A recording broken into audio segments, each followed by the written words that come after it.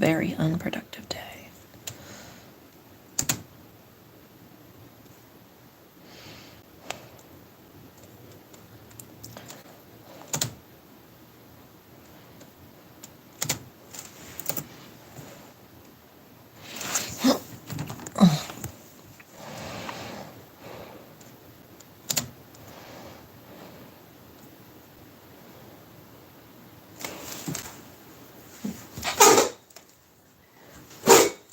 Good evening, everybody. Welcome back to the live stream. This is it. I'm going to sit here. I'm going to sew some shit, cut some shit, sew more shit, curse a bit, watch some YouTube videos on the other TV, and that's it. You're welcome to stop by, say hi, or check in every once in a while to see if I've sewed my fingers together. Or you can, just check back every once in a while and see how it's going. Do appreciate it if you want to leave me on in the background as background noise while you get some housework done or something. But yeah. That's it. I should have done this yesterday, but I didn't. I think I got insides figured out. Alright. Let's begin. Everywhere. Is it just me, or is everything suddenly green? Coffee shops? Green. Bakeries? Green. Skincare? Pokemon? Somehow, matcha has gone from a niche tea ceremony ingredient to a full-blown lifestyle. It's not just a drink anymore. It's a donut. It's a lemonade. It's a lip balm. It's a personality. But what even is matcha? Why Gross. is it everywhere? And what are we screwing up in the process? Hello, Internet. Welcome to Food Theory, the channel that nothing else is a match for. We're talking about matcha today. It's everywhere. Everyone is obsessed with matcha. I see it all over social media. It's become a core item at coffee shops across the globe. Trader Joe's has a matcha lemonade. Bakeries and ice cream shops have all joined in. Tastes like grass. Don't like it. Being used in cosmetics. If I don't eat grass, I'll have a salad. Why is everyone obsessed And with it'll taste better. green money-making machine? That's what I'm going to find out today. Despite how big it is, and I mean big, like 15 billion views on TikTok big. First, let's clarify what matcha actually is, because most people still think it's just green tea. And while it comes from the same plant, Camellia sinensis, it's made through a completely different and way more intense process. See, green tea leaves are harvested, steamed within 24 hours to prevent oxidation, rolled, dried, and then steeped in water like your average tea bag. Matcha, on the other hand, skips the bag entirely. After steaming, the leaves are destemmed and deveined, then stone ground into an old pot, just consuming the whole thing. Real matcha, the diva, also requires that it be grown under partial shade of a cover, about 2 to 3 weeks before harvesting. This protects an amino acid within the leaves known as theanine. It also increases the number of chloroplasts within the plant to compensate for the reduced light of its shaded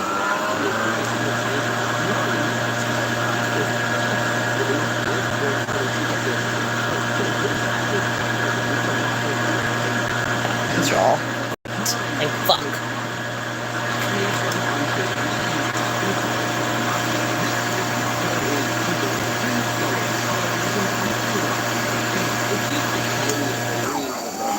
flavored things, blood What? store shelves. Matcha Kit Kat, matcha muffin, Oh, shit. that green frappuccino from the drive-thru. Yeah, Look right through it. You're not getting the real deal. These are what they usually look like, so. For a bitter green tea taste. And even though matcha Yeah, is everywhere, empty that. that doesn't mean you can be everywhere you need. Do I have another black? Yes, I do. So it's good to have a backup on hand. If this sounds like something you struggle with, let me tell you about our sponsor for today's episode. I feel like I should, like, save them or something. Just so someday I can have an idea of how many miles of thread I've gone through. It doesn't matter if you're I think I've gone through about 6 of those so far in a variety of colors. Caters your menu to whatever your goals may be and makes it easy to stay on track. My favorite thing about it is that it includes snacks. I'm someone that doesn't just eat 3 square meals a day. I gotta have small snacks to munch on throughout the day, and Hungry Fruit even has that covered. The best part is I don't even have to worry about what I'm shoveling into my mouth because they use quality ingredients like hormone and antibiotic-free meat and seafood and organic produce. So if you want to keep your mind at ease and your stomach full like me, for a limited time, you can get 40% off your first box box. Plus, get a free item in every box for life. Click the link below or use the QR code on screen now with our code FOOD. That's 40% off your first box and a free item of your choice for life at hungryroot.com with our code FOOD. Now let's get back to matcha. Now, this shouldn't come as a surprise to most of you. Matcha has been around for centuries. Still have left the house, so it's fine. And it plays a central role in the tea ceremony. Fun fact, while most people do connect matcha to Japan, it actually originated in China. But in the 1300s, the emperor banned compressed tea. This was to reduce the resources required in the tea's manufacturing process, but some historians also believe that the emperor's lower class roots made him view matcha as a hoity-toity bougie thing. Which brings us to now. Why is matcha blowing up in the modern West? I actually went and interviewed some business owners here in Miami that are selling matcha in their stores to find out why they decided to jump on the train and why they think customers can't keep their hands on it. We have two wonderful business owners here. Hi, my name's Allegra. Hi, my name is Marcela, and we just opened up Barista Babes. So why do you think it's gotten started? Now you're working. Many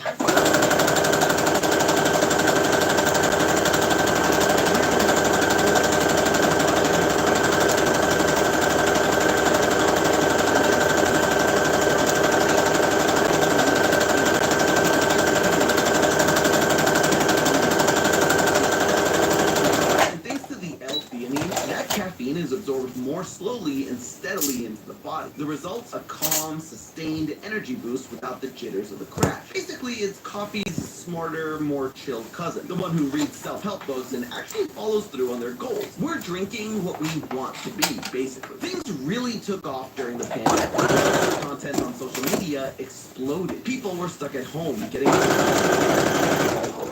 latte. Matcha was the perfect storm. It looked good, it felt good, and like the barista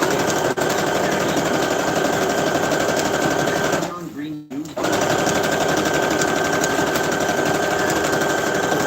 marketing and a touch of aspirational lifestyle branding, and with great trendiness comes great dilution. Matcha didn't stay matcha for long. To our first problem. We're making matcha unhealthy. As matcha became TikTok's drink mixing trends. This led to matcha moving being made with a supporting band of sugary syrup, which actually cancels out the benefits that matcha had in the first place. Take a look. Because matcha is often used as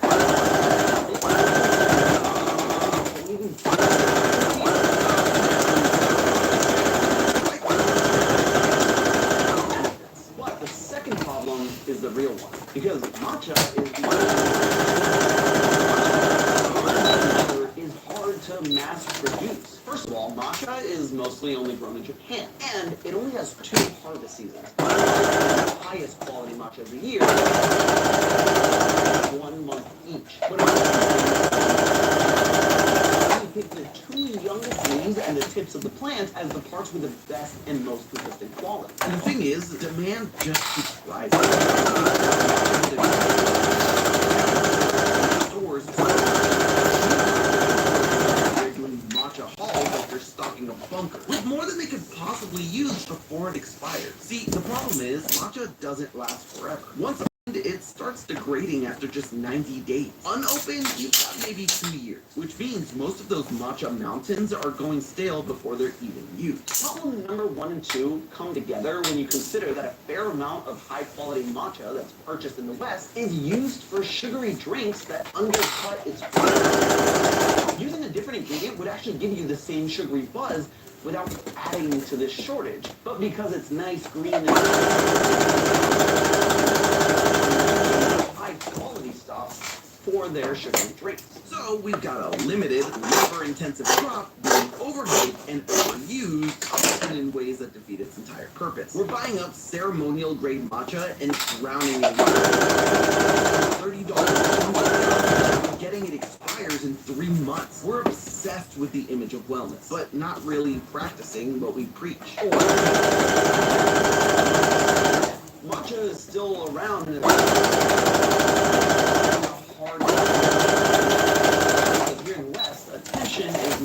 important than preservation. So while the demand for matcha is rising with it being used left and right, the supply is depleted. That doesn't mean go out and hoard matcha because it won't be any left. Please, I cannot stress this enough, do not do that. But it doesn't mean we have to look towards the future. I asked a lot of business owners that are selling matcha drinks right now what they think the next trend is, and a lot of them have the same opinion. I'm here in front of Brewing Buddha here in Miami. Please introduce yourself for all the viewers. My name is Cassidy, and I own Brewing Buddha Cafe and Art House. Quick question.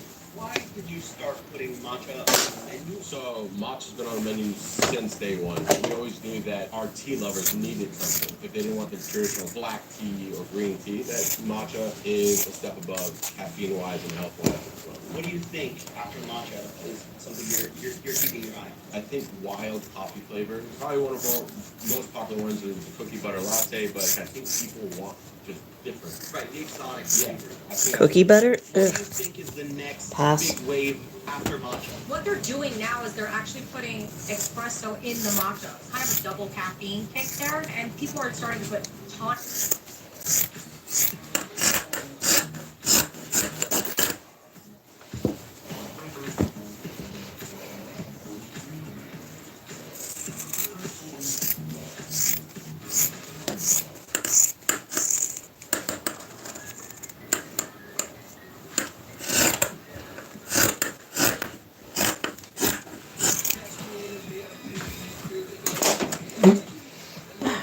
Oh wait, no, that wasn't the open one.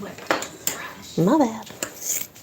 Tonic in the matcha too. Coconut water, they're using the water base. Yeah, so that's a good question. Yeah, that's the one that everyone wants to know, right? So yeah, the foundational things for the next trend seem to be that it's gotta have a caffeine kick, it's gotta be healthy, it's gotta be exotic, and eye-catching. The caffeine experience of matcha is a big for people who are trying to move away from I hate rocket ships and spaceships, but that's what this is. Less jitters and no crash. Plus, you have the benefits of antioxidants and anti-inflammatory effects. The exotic I'll go away in a drink bit. is important, especially for business owners, because people want something they don't feel they can get easily, or that they didn't necessarily see in their day-to-day lives. Eye-catching because we live in the era of social media, folks. What can I tell you? Can't enjoy a drink without making sure. Probably there's some out there that are rising.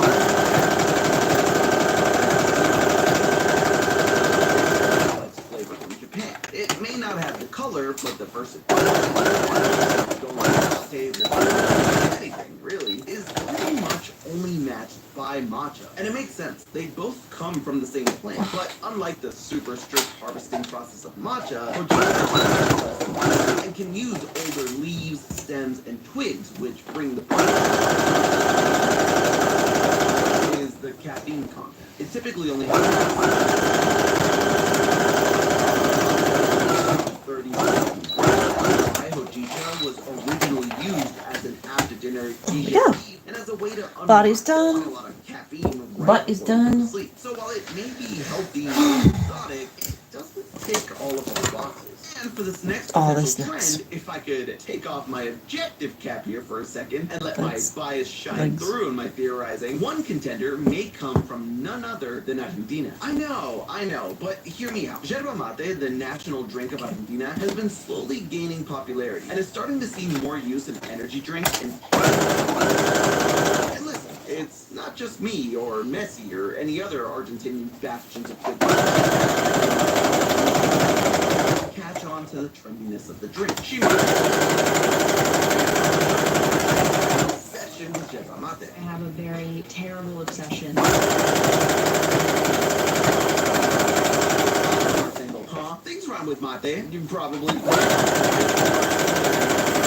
caffeine content that'll definitely wake you up at 70 Hey, America, how are you? 50 milligrams per kilo. I don't know if you're still there.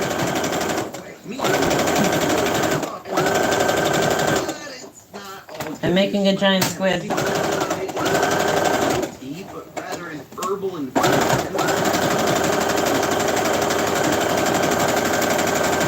while you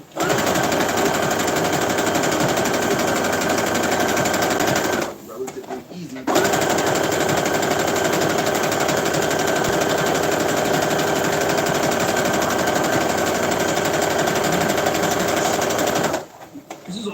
It's like an oval in the back of my like a different temperature than what I'd expect. Like, yes, this is a hot drink. The feel morphs in the back. It becomes geometric. It tastes like smoke. That's wild. I don't dislike it though. I would never drink this. And we'll probably never drink this again. I feel embarrassed to call this tea, I'll be honest. No beating matcha, which is why we've run it into the ground. It's because matcha. So glad I hate matcha. It's not my flavor. Can be Anything. put in drinks, skincare products, hair care products. It's just one trend. It's multiple all at once. More than anything, it's really.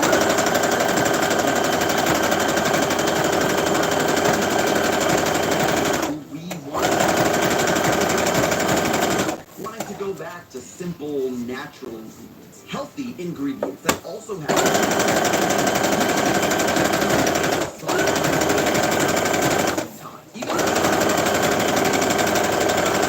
Even using real matcha, it makes us feel like. Hit the subscribe button.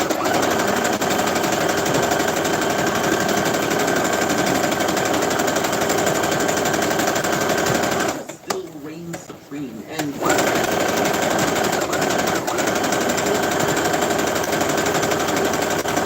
and snapping a picture of the mean green money maker is Japan can't keep up. But just like we're trying to go back to our Hello. In the basement, sewing another giant squid for like the 4th day in a row, 5th day, 6th day. No, you took too long. I did take 2.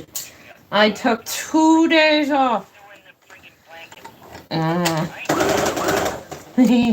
You're doing great. No, in fact,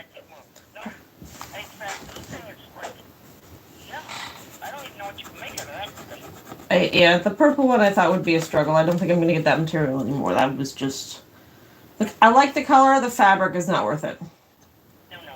Yeah. You have enough fabric, you don't need that. Mm-hmm. That's not good. Anyway, so that was not today, but the other one is, and I'll bring it in to you tomorrow. Okay. Now, appointments and stuff. Yeah, I have 2 appointments tomorrow. One in the afternoon, the other in the afternoon. You know your little stress phone runs by battery? Yeah? It doesn't anymore because you can't charge the battery, right? Nobody ever got back to me about a battery charger. I'll take it to Home Hardware tomorrow and see what I can find. We got them at, what do you call it? Canadian Tire. Yeah. That's where I bought it. Yeah. You bought it. I did. Yeah, and you bought that little thing too, so. Yeah, and then if you take a picture of it and put it up there on Facebook, somebody's at the junk door. I hope so. Take a picture of it. You got it there? No, I'm downstairs. Yeah, I'm downstairs sewing. I'm not upstairs. No, but I mean, think about doing that tomorrow, okay? Yeah. Yeah, the one that you sit out here, but it's still be late, but. Yeah, it's kind of annoying. Yeah, I miss mine too. Mm-hmm. It's coming back tomorrow morning. It's in Mm. there now. Okay. Thank you, Mom. I went by it. All right, Mama. Quiet without the dog, huh? I know.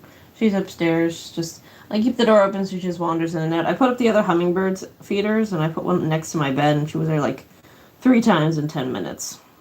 That's what you have. Don't let it be. Yep. Yep. All right. I'll see you tomorrow, Mom. Good night. Love you too. That was my mommy calling me to tell me good night. actual beginnings. I'm the #1 producer of matcha in the world. There's a lot of debate. Here, the total production will exceed 5 products. Wait, Joe, it used to specialize in other forms. And focus more exclusively on matcha.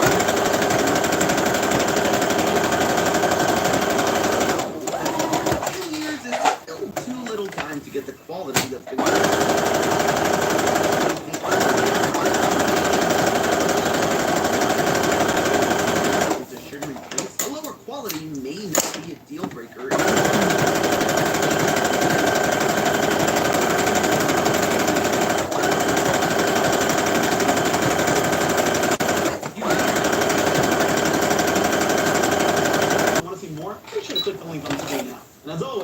See you next week.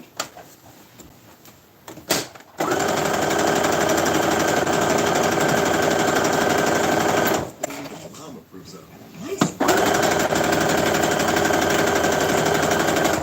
And even traps.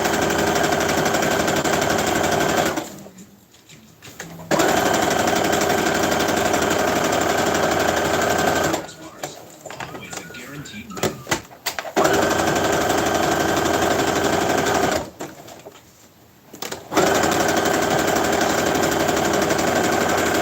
Tests out there claiming that they can tell Kibbe through.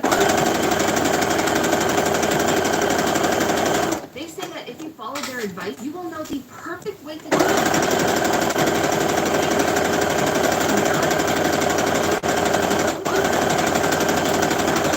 Or if these tests are just plain bananas. Hello, Internet. Welcome to Style Theory, the show that's in love with the shape of you. Speaking of shapes, this episode is shaping up to be a big one. Today, we are dipping our fashion toes into the ever-intimidating world of dressing for yourself. If you don't know what I'm talking about, have you ever heard someone say something like, "Oh, your hair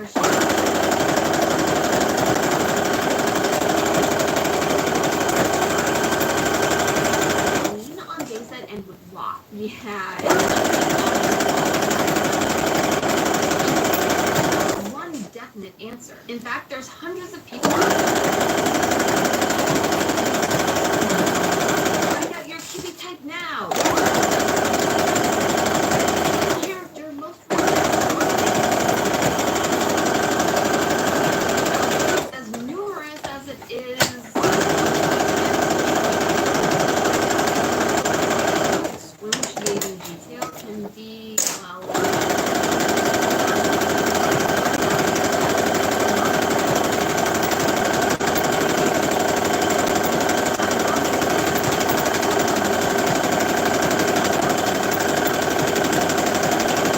doing an episode like this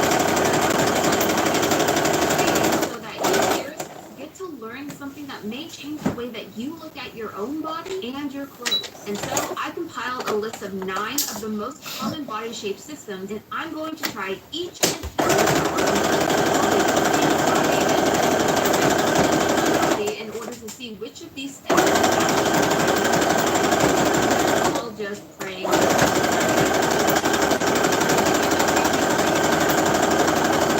Just for your unique body.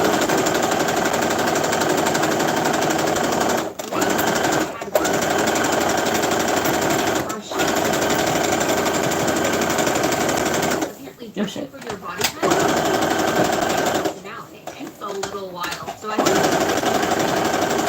go through each category to compare.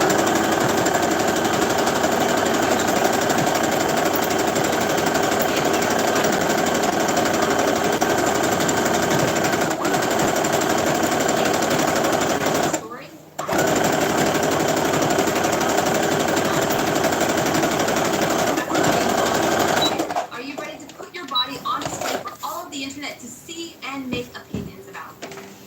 Too late to leave? Yes, I locked the doors when you came in.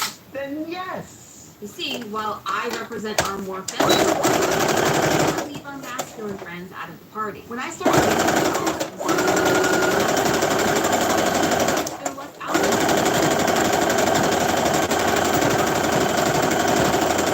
that is a huge part of the world being left out. And so today we are I don't know why you do this pushing my live streams lately, but thank you guys for wandering in. If you could slap that like button before you head out for the night, I'd appreciate that. Santi, what do you think you're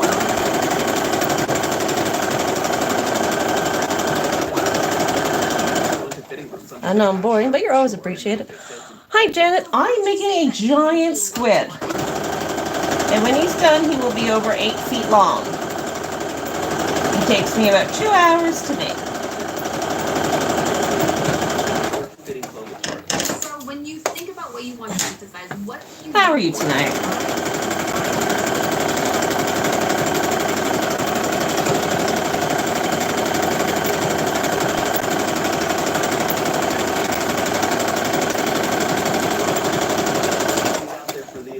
You know what I find interesting is that we actually like to show off the same kind of things. good. That's good to hear.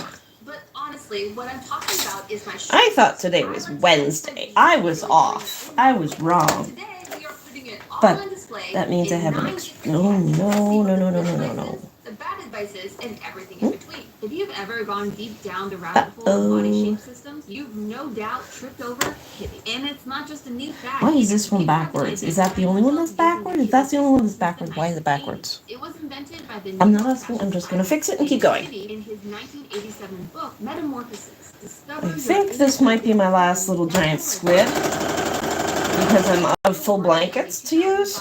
I buy the 50 by 60 inch blankets, and those make me a full giant squid with a few parts left over for some stingrays. And that is an easy kind of like pattern I can get. Because if I buy fleece by the meter, it can get very expensive very quick. Which Kibbe defines as bodies that are shorter, softer, and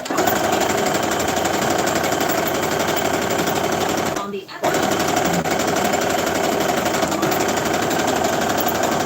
And this one glows in the dark. someone like Kate Lynch. And another thing to note, unlike a lot of Thinking of listening to audiobooks, but with all the racket I make, I don't think anybody would be able to actually listen to them unless I'm doing like painting, which I still have to get to.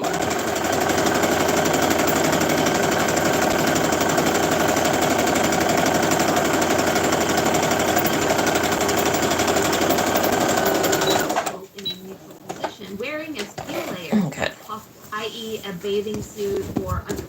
But since Saki and I need to remain monetization friendly on this channel, we went with some basic body hugging clothing for our base outfit. Kibbe also recommends getting a loved one to help you be more objective with your answers. But today I just have Santi, so we all work with what we've got. And oh boy, this test 54 was of you very wandered in here. Oh my hard. goodness. Have you ever had to figure out Y'all if you- lost on YouTube and end up hanging out with me. These are going to be like the extra tentacles that are on giant squid, the really, really, really long grabber ones. As an example, how tall would you get? Tell me I give off tall energy, but in reality, I'm about 5, 5.5, 5'6" on a good day. But not everything in the Kibbe test is so much in such a short span of time. Ugh. It's like the word moist. It just feels wrong. But Kibbe needed to know if my arms were slim or fleshy. Actually, I spent most of my day earlier writing fan fiction. So, yeah, that's why I wasn't very productive. Productive, just not in the productive sense. God, this shit is slippery. Feels so good. Together our own Kibbe outfit. First, I tried on my more romantic side, which wanted me to focus on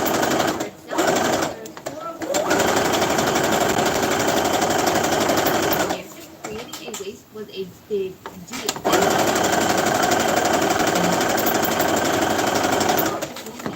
Which was very different from the romantic. This one wanted me to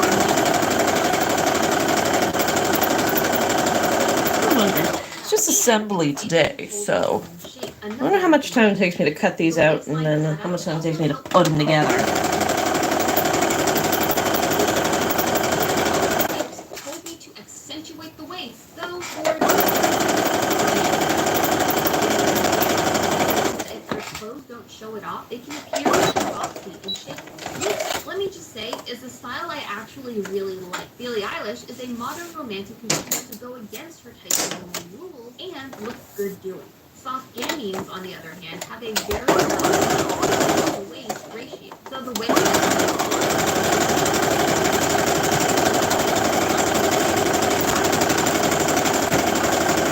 the one you see on his shirt here, and to wear soft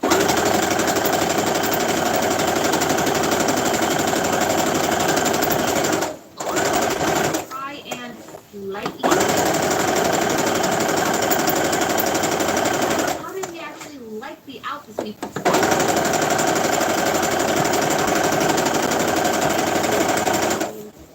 mischievous street urchin.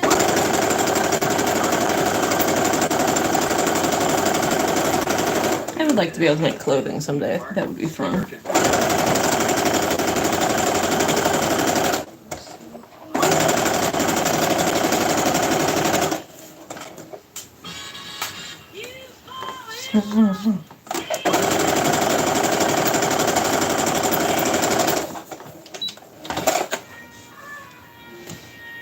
Look, I deleted Garrett.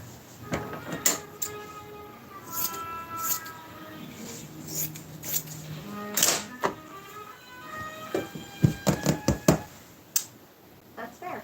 I actually like Where the are they? bold patterns, and it also has the cutouts that they say will help my waist. So it really met all the criteria for this outfit. The romantic was not quite my color scheme. I'm not super into like full pastel, really soft colors. It tends to wash me out, though I do love a nice little bit of flowy nature. Speaking of, your shirt.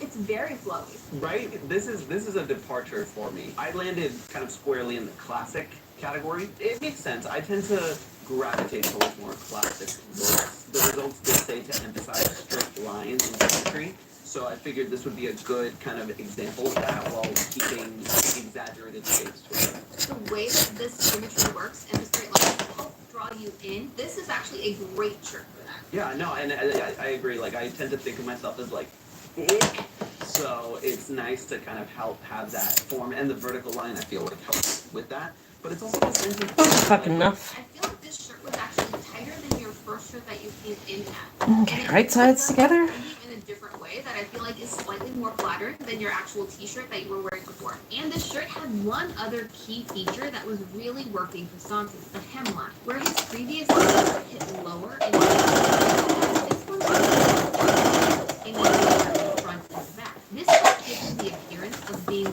taller by elongating his legs. And then Santi made a keen observation about my those bananas. Yeah, they're bananas. Food theory. I was trying to make you feel at home on this channel by bringing in the food. Well, I appreciate it. It's almost like a A little bit invasive. When we finally got down to the advice, Santi and I were pretty happy with the results. But while Kibbe might be the main name in the space, he's not the only one. Fashion professor Harriet McGinsey and stylist John Kitchener each have their own system that use the yin-yang spectrum. When you look at the case of McGinsey, her book actually came first. And if we're really being fair, none of these people invented these terms. They're terms that the fashion industry has used for years. And many of the body type names themselves, like ingenue and gamine, just come from different French words that were used to describe different types of women. I'm not sure I exactly love that for womankind, but, you know, the street or the same language, not all of them will give us the same answer. Yes, I once again fell between gamine and romantic, and in turn my advice was pretty much the same. So this time I decided to put the two into one outfit. Similar to Kibbe, I pulled in the more flowy aspect of my romantic style. Skull it was a marriage of romance and death. How Shakespearean nothing. But Santi ended up in a completely different category, athletic. A category that Kibbe did not even offer. With a more relaxed posture, which did align with Santi's self-proclaimed thick nature. Outfits, it also with an emphasis on heavier fabric. Though it was it hid most of the guns, nor did it help him appear taller. So this outfit came up a bit short.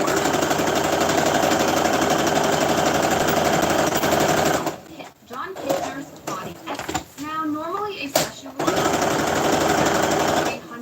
$325 a person, but that didn't fit into our episode.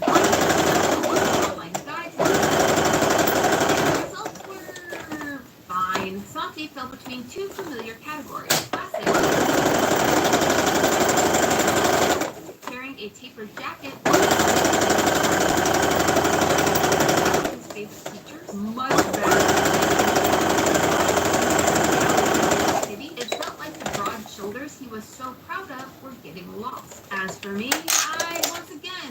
L. Categories. System major being dramatic, and my minor Just being short. a romantic cusper, if you will. So I paired the dramatic structured pants with this high contrast pattern jacket based on the guide's recommendation. The jacket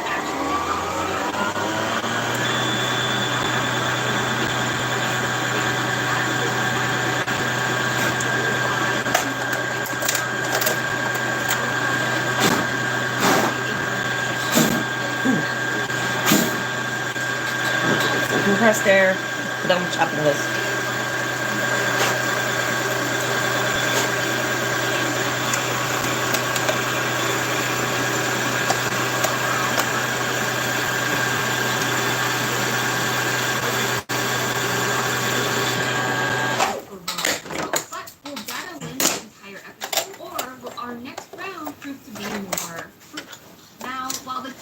systems are among the most beloved, they are also the most complicated. But from here on out, the systems end up being a lot easier to handle, but the real question is simpler actually any better? This is our shape test category. First up, we are since most of the time Apple. This is the first system we're looking at today that had a version for both men and women. Not only were the shapes that you could be in each test completely different, only the female test required us to pull out a tape measure. Yeah, Santi got to sit back and relax while I had to calculate the ratio of my shoulders, bust, waist, and hips. Seems totally fair to me, but all that would be worth it once we finally figured out what delicious fruits we were. And I got my favorite fruit, the rectangle. What? I can't even be a fruit in the fruit system after all that? So not fair. What did Santi do? We just did a fruit test and both of us ended up as geometric shapes. Was certainly Santi's anything baggy at all costs, which eliminated though, like Kibbe, they also suggested trying a vertical stripe to help him out. To emphasize I'm looking,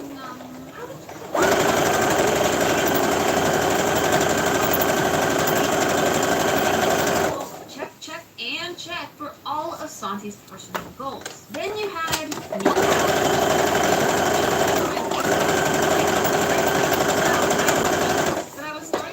I was being put into this box when it came to the advice I was getting, while Santi was getting a lot of different options to try out. Suggest I add volume and counteract elastic suggest and they also suggest structure, prints, and to create visual interest. This dress did all of that.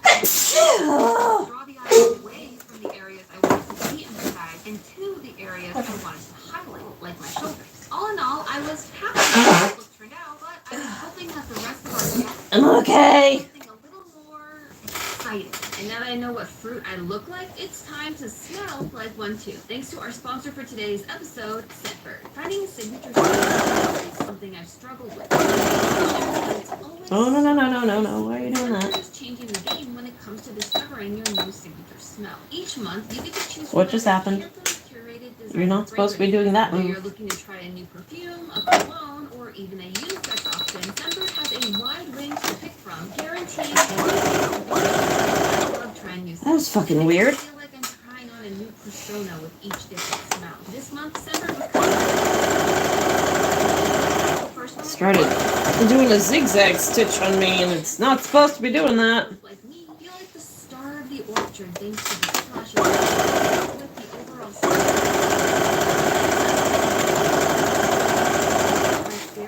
fantasy with a Hey guys, if you could slap that like button on your way out tonight, that would be appreciated. And help me find my people. My sewing people. It's like my ideal period drama. And finally, I wanted to try something a little more spicy. And so I picked Sexual Noir by Michelle Germain, which blends the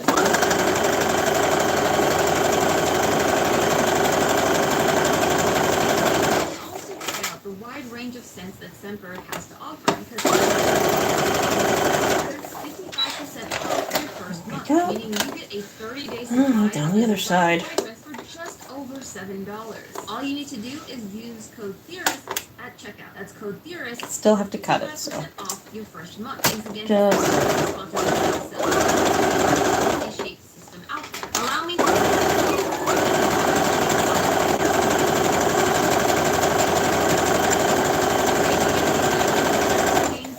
next level with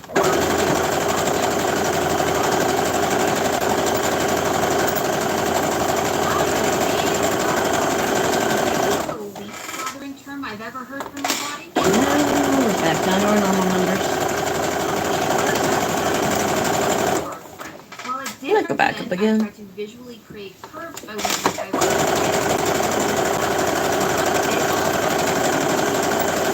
stay away from crop tops. Excuse me? Oh no. Man. All jokes aside, I do really have to disagree with that.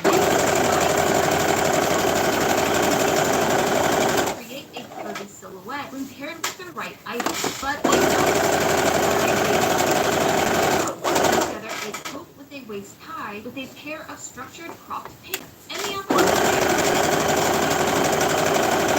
that dramatic interest that I was starting to realize I really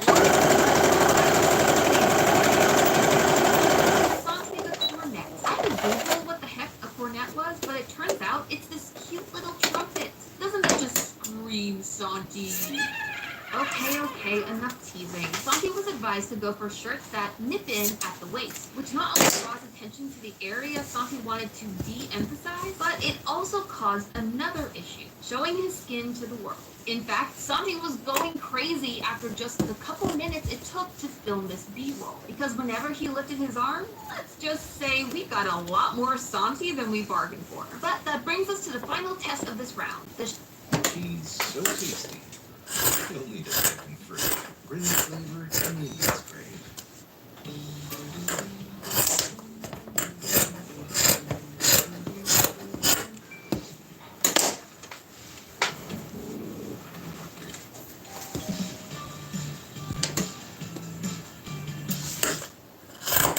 The Sheldon somatotypes. Invented in the 1940s by psychologist William Sheldon, he divided everything into what he called the three... Oh, shit.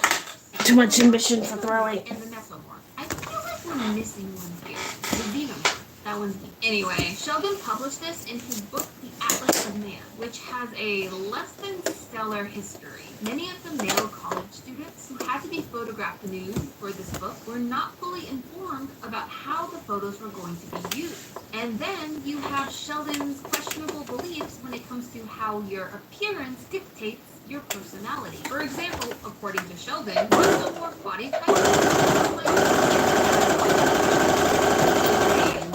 body shaming I just didn't know someone could reach. On that note, Santi ended up being a mesomorph, and despite Sheldon's very questionable opinions on their personalities, his advice on what they should wear was actually very flattering. So, Santi did have a few specific pieces of advice that he tried to pull off. Everything is fluffy! Avoid anything that would add size to his shoulders. Basically the opposite of what Santi did after for this whole video. He was also advised to lean into V-necks and other fitted shirts with big patterns. And Santi's choice of this fitted round patterned shirt did help to de-emphasize his torso, but it didn't really do much else to help Santi's goals. Not great results this round. And to make matters worse, I couldn't clearly the example fleshy to be an ectomorph, but not muscular enough to be a mesomorph, and not round enough to be an endomorph. I was just too average. And looking at the examples, it was starting to feel like this test was really less about body shape than about your body's weight, which is what I don't know about body shape system. Cater to a specific body experience. And I was definitely feeling that here, but I wanted to keep our episode going. So I ended up putting seeing myself as an ectomorph with a little bit of meso thrown in to try and carve out a space for myself in this system. I was advised to lean into heavy fabrics like velvet, and straps at the shoulders and bust to add volume and structure, and to make everything feel so I pulled out all the stops to try and make this work. The sleeves added volume and flare, while the heavy velvet of the skirt helped add volume to my hips while still being fairly structured. My playful addition to bring in the waist and add the strappy look that they had talked about. It is slightly a little far off from what Sheldon was going for, but it made me happy, and was the first time this experiment. Wow. Fashion is and has always been meant to be a way for you to show people.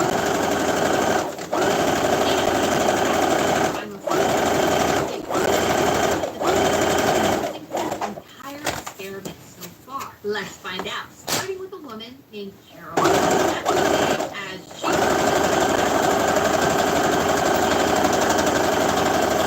the advice and the trends, but even if her outfits look good, she doesn't look good in them. So she decided that helps you dress not only for your physical type, but for your personality. But before we could even learn about our truth and how to dress for it, we had to watch a 30-minute presentation that gave us on what we ourselves. It basically sorts you into one of 4 energy types. Type 1, type 2, reactive and very intense. And type 4 is critical. Look at all the parts assembled. Now I just need to assemble the parts. Santi and I learned we have more in common than we thought, as we both ended up being a type 1. So what about the actual fashion advice? Let me tell you, friends, I was having an existential crisis watching her video on how to style a type 3 energy, because the clothes she was showing really were not my style at all. But her actual advice was right on the money and fit into the style that I already gravitated toward. Flare leg pants, mixing textures and patterns, and fabrics that don't restrict my movements. I love fancy clothes that feel like pajamas. And the part that really sealed the deal for me, she recommended upholstery fabrics, which, if you don't know, is basically the fabric on your couch. And sure enough, I already own something that fit the bill. This cat print upholstery blazer. I paired it with these flared pants that tie at the waist and a dragon scale style ribbed tank top to really dive headfirst into that mixing texture advice. It was also my most comfortable outfit of the day so far. As for Santi, while he didn't really take Carol's type 3 advice to heart outside of the easy moving fabrics, he did pick an outfit that went with his personality. Just look at how happy he is. He's practically grinning from ear to ear. When it comes to dressing for his truth, Santi hit the nail on the head. Good job, Santi. And for our final 2 systems, we are going with the big dog of personality tests, Myers-Briggs. We've talked about this test a few times across the channel, but the TLDR version is it is a test where you get sorted into one of 16 different personality types based on an extreme set of questions. Kind of reminds me a lot of our Kibbe. I am an INFJ, aka the advocate, and Santi is an ENTP, aka the debater. We looked at the advice from 2 different sites, the Psychology Junkie and Ultima 2, and it turns out they were nearly identical in their recommendations. So we put all of it into one final look. And let me just say, more than any other test I took today, this one felt like it understood me the most. Almost. All right, that's it said that leg when I number go out, 2. I like to pair basics. Now I just need to do 8 more. Looking at the outfit I put together for this option, and heck, even most of the outfits I've worn today, is definitely true. But what really got me, it said that at home, I am a comfy slob in sweats, giant cardigans, and crew necks. Dang, I feel a little called out there. Accurately called out, but called out nonetheless. And Santi was feeling the same way. He was told that his type prefers comfortable, loose-fitting pieces of clothing, which is exactly what he told us at the start of the episode. Typically comes to fairly loose-fitting clothes. But it didn't end there. It also said that his type tends to enjoy clothing that resonates with something that they love. If they're a Star Wars fan, they might wear Star Wars t-shirts. And Santi, he loves wearing anime-themed apparel. The first time I met him, he told me about how he was so excited to wear a Naruto-themed outfit to VidCon. And lo and behold, his choice for today, to represent his entire personality, a Naruto t-shirt complete with a nine-tailed fox design on the back. Clearly, these systems had me and Santi pegged. Santi, from what I understand, this is your favorite outfit. Oh yeah. I mean, anytime that I can show off a little bit of like my anime geek like side, I'm always down for it. I mean, that's me, but Beetlejuice, apparently. I see it. But after all that, spending hours thinking and overanalyzing our bodies for the good of the theorist community, what was the big takeaway from this whole experience? I really liked almost every outfit that I had. The jacket outfit wasn't my favorite. It was a little too tight to move in and not how I would normally wear it. But for the most part, all of them tended to fall into how I normally dress. That being said, the one thing I didn't wear crop tops is dead to me. And while I didn't remember it at the time, it turns out that the outfit that I didn't like and the test that I didn't like, they were the same one. Sorry, not sorry, body shape Bible. I'm swiping left on this one. For me, the one that I really didn't like was when I looked at the waist. So the idea is to do a little bit more of that shape, but since we've established I'm thick, it doesn't really do that. It's not giving you the shape that you want. One of the things that was the most beneficial is the incorporation of vertical lines into my wardrobe. It's not something I normally do, but a couple of the outfits ended up really working for my figure, surprisingly. Yeah, I'd say that and the swoop that really helps accentuate your legs and not cut them off short were the two things that I think you should take away from this. That said, this feels very Santi with how you normally dress, and the fact that it fits your personality type, I think says a lot about what you can take away from this episode. Things that you want to wear will always feel more natural on your body, though you can take a little bits and pieces of all the advice that these different body shapes have to really help learn the different ways of accentuating and de-emphasizing different parts of your body depending on what you're looking to show off. I feel like over the course of my fashion journey getting to this point, I've learned a lot of those lessons already.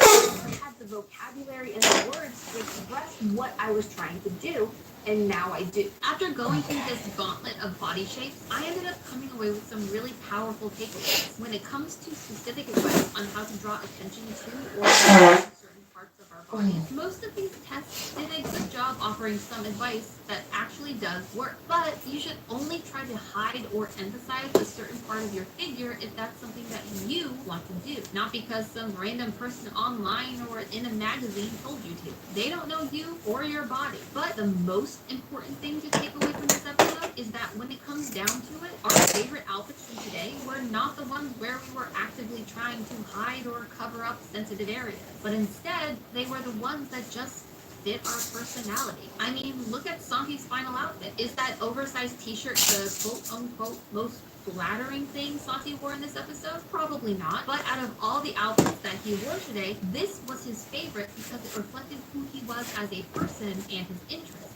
And that made him look and feel more comfortable and happy in what he was wearing. As for me, I do think that I'm a romantic and a dramatic and a rectangular type 3 street urchin. It just depends on the day. You don't have to feel pulled into one specific type and think everything in your wardrobe needs to adhere to one standard way of moving. Heck, look at all of the outfits that I wore today. They all came out of my closet, and I've argued that they do not all fit into one box, nor do I want them to. I love experimenting with fashion and trying on different looks and personas. Plus, I think that this episode has helped Santi dip his toes into doing that a little bit himself. And when it comes down to it, isn't that what fashion is all about? But hey, that's just a theory. A style theory. Keep looking sharp. And don't forget, Semford is giving you style theorists 55% off your first month by using code theorists at checkout. Thanks again to Semford for sponsoring this episode. Man, it smells so good in here.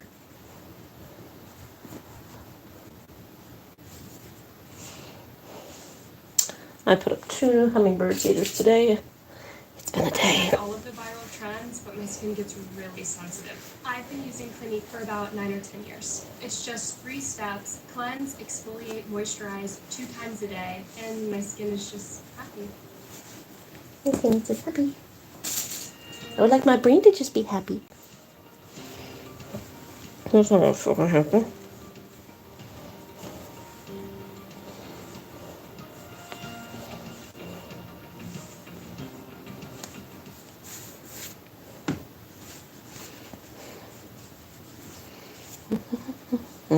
Since the inception of this channel, I've had one goal: to turn myself from a fashion amateur into a style icon. Oh yeah, I saw the comments. So today I'm taking off the kid gloves and turning to the one place that's always had the answers: the internet, to see if the professionals online can save my style reputation before it's too late.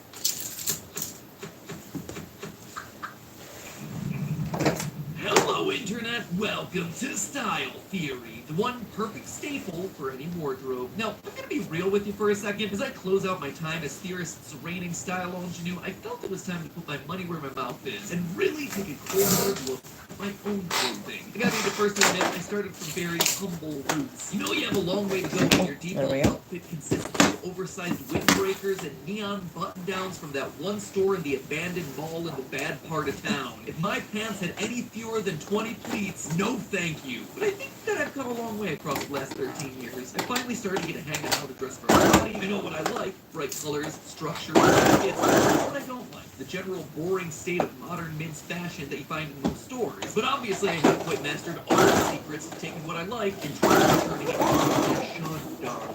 But if I'm truly being honest with myself, I'm not ready to ask for help in that department. Feels like spiritual judgment. And I'm not alone on this journey either. The partner is journey right alongside me. Like me, she's also been trying to figure out what her unique style perspective has been over the last 13 years. I don't feel self-conscious about very many things on Style Theory. Like, fine, you like get in the shower, you get yourself in mud. The thing is not that easy to embarrass at this point, and I feel high-powered business owners, living our lives in the public eye for the last 30 years, and also becoming parents. Our lives and our styles have gone through different regenerations. And since we're on the edge of yet another giant life change as I prepare to step away from the channels, the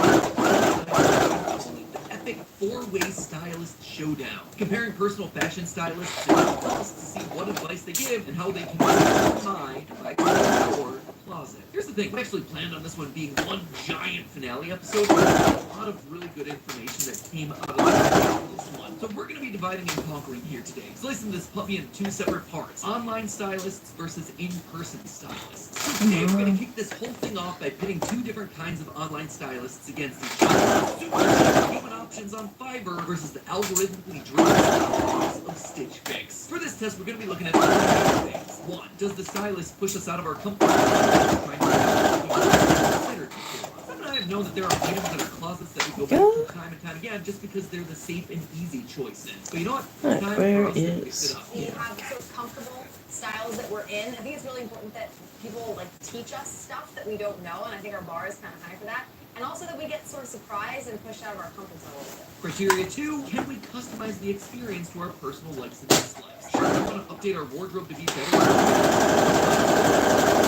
Right? We want to lean in on the things that we really like and the elements of our personal style that we define as important. We don't want to end up looking in the mirror and thinking, who is this person? And lastly, number 3, we want to make sure that we're getting the best bang for our buck. For our online options, our aim is going to be to find the best bargain. So I'm giving our stylists a budget of $600 for both me and Steph. That budget will need to cover any service fees that they have, as well as items that they're going to buy. This will truly be a battle for the ages, waging war on the most So, and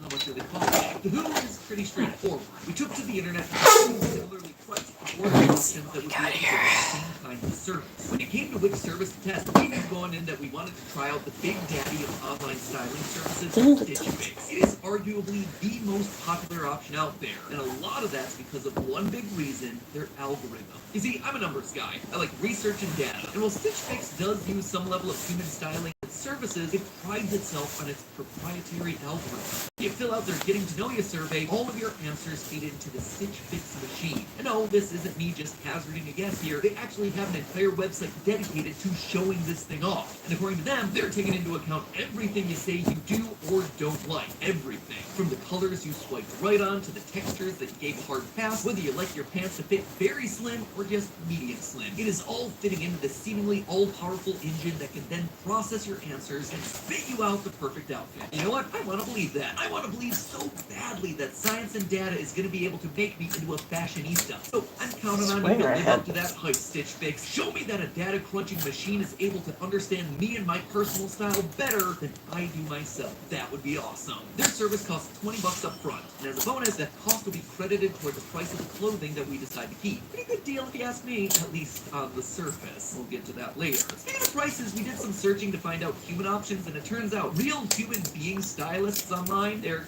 kind of expensive, even when they're only talking to you through a screen. Remember, we're only spending $600 per stylist for the two of us, Steph and I. And if I'm paying a couple $100 up front, I might not be able to get any actual here's the butt. That meant that we needed to get a bit creative. So we turned to the internet's favorite meme generators of a website, the place you go when looking to spend as little as humanly possible, Fiverr. You may know it for some of its more unusual offerings, but it does have legitimate freelancers offering great services that fell into our price range for this episode. After sorting through some questionable options, we decided to settle on one that seemed pretty darn good. I would like to call out here, just for the record, age range, 12 to 18. 18 to 30. We are well outside of his range, Stephanie. We've edged over the line a little bit. We're pushing him out of his comfort zone. It's important for an artist to be able to stretch their wings there. Their service only costs $10 a person, and we'd each get a lookbook made up of 5 different fully styled outfits. Talking tops, bottoms, shoes, and accessories. That cost, plus their 4.9-star rating, felt like a pretty great bargain. So I was feeling good about this as an option. Their example photos were stylish and a little youthful, both good things in our book. The only downside was that sometimes the outfits were repetitive and a little bit beige. We're not big fans of the neutrals over here, in case you couldn't tell. But we were curious if this stylist would be able to translate our colorful tastes into their personal style. I recognize that I have clothing crutches that I leave on, right? There are certain styles and items and pieces and silhouettes that I know just work for me. So with our online stylist selected, it was time to get started. Both Stitch Fix and our freelance stylist gave us an option to fill out a questionnaire to help them get to know us. So Fucking whore cocksucking motherfucker. and do some deep self-reflection. Can we say I am type A? And my clothing reflects that. That may be a little. Let's just say there's a little bit of me in everything I make. I have a stick so far up my butt, you can see it coming out my mouth. Even though Steph and I are old by internet standards, neither of us are the type to actually dress old. Compared to other parents around us, we dress pretty young for our age. Sometimes I forget that I'm going to pick up Ollie from school and I end up wearing this to his school, and it is, it doesn't fit in all that well. Let's say there's a lot of polo shirts and a lot of khaki, and the white, red, furry mecha girl, one of these things is not like the other. So while I was definitely a bit worried that our freelancer would think I wasn't picking up to style, we're finding things that we liked within his example. Alright. I think she's looking great. I like Yeah. Well, the hardest fucking thing. I like the Sewing a circle from 30 fucking layers of everything. She's also got really nice performance. I like her styling. It's over with. She looks great. The pants game is strong, and it's very asymmetrical. It looks like he really likes, some asymmetry and a really high-waisted pants. Super high waist. Like, this is up to her ribcage. Which is Okay. fine. There's nothing wrong with that. He has a really Everybody strong needs to get to the game back of the going on here. bus again. And likes a good hat. So we were starting off pretty strong. We liked what we were seeing, and even if we were a bit worried that he wouldn't be able to adjust his style to some of our specific proportions. She's got legs for days. You do not have legs for days, Stephanie. No, but I'm hoping to create the optical illusion of legs for days. You don't have legs for days, but you I have have... legs for minutes, maybe. I was going to say, you have torsos for hours. There we go. But we went to work, trying to condense over 5 years of personal fashion development down to a few little text boxes. And Steph made sure to really drill home that proportion concern. I would like to wear style without looking I am short. We'll way straight to the point there, Steph. After the really basic questions, it was time to start in on the very odd task of narrowing ourselves down to precisely that would give our freelance stylist a crystal clear example of what our style actually is. Can we say, I am type A, and my clothing reflects that? that may be a little. I usually wear work and don't need. I wonder if I can just haul everything out. Have it go flat on me. T-shirts and stuff, which is not me. I wear fitted, structured clothes with interesting colors, textures, and patterns. Is that like the most mundane thing for me to possibly say? No, I think that's actually pretty specific. So when I look at a lot of the stuff that he has here, See it's if a lot that of works. grays, a lot of beige, it's a lot of neutrals. Yeah. And I'm No, not a little bit. It's true, Not me and really. Mackie, we're not friends. We share our love of bright colors and patterns in all of our answers. Not lately. That build. Let's say medium build, straight up and down. My style is traditional silhouettes with quirky patterns or quirky designs. No shit. Like my sweater with dirt. Hold on. Ah, I missed a needle there. Cutesy? I enjoy sweaters. Yeah, you do. I do. You like sweaters?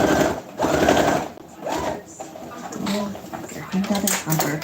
Let me tell you something, dears. Editing is truly a magic power. That was the highlight reel of our Q&A segment. It actually took us 45 minutes to figure all of this stuff out. That's why I recommend keeping your answers in advance. Also, you shouldn't be filling out multiple surveys like this. Just Fucking fill out your ow. answers. That way you can just copy and paste them into the next form. For the sake of creating a experiment across the 4 different stylists, that's exactly what we did. Replicating our answers almost exactly on each of the surveys. Any other answers we provided based on any level deeper questions that they asked. So with Fiverr done and dusted, we are ready for the Stitch Fix questionnaire. Little did we not know that we would cover something that would change the entire scope of this episode. Steph and I needed to take turns this time, so I volunteered to go first.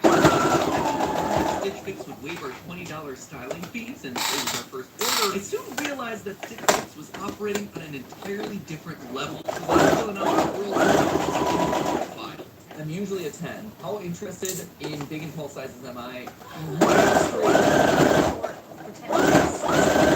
Let's see how bad this is. Ah, that actually looks relatively round. I like this upper thigh one. It gives me hope, unfortunately. New fashion suggested. Felt like I was going to be judged for answering a question wrong. What if they don't like my story There we go. references? What if they don't understand my style reference? Sure, maybe I was being a bit dramatic until they Back to started showing me the stitches. clothing options, and let me tell you, That's nothing. there, but it's not a I problem repeat, nothing financially. was my style. No. That's a problem, though. This is too Caught, heavy. but not quite. My style? Oh my god.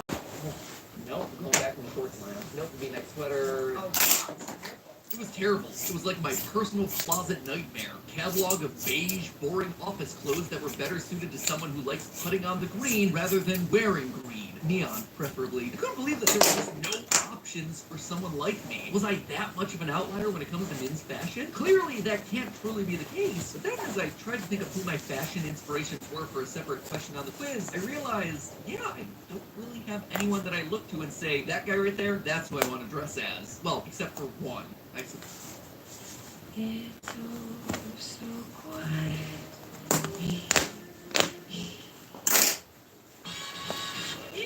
Okay. Let's try that again.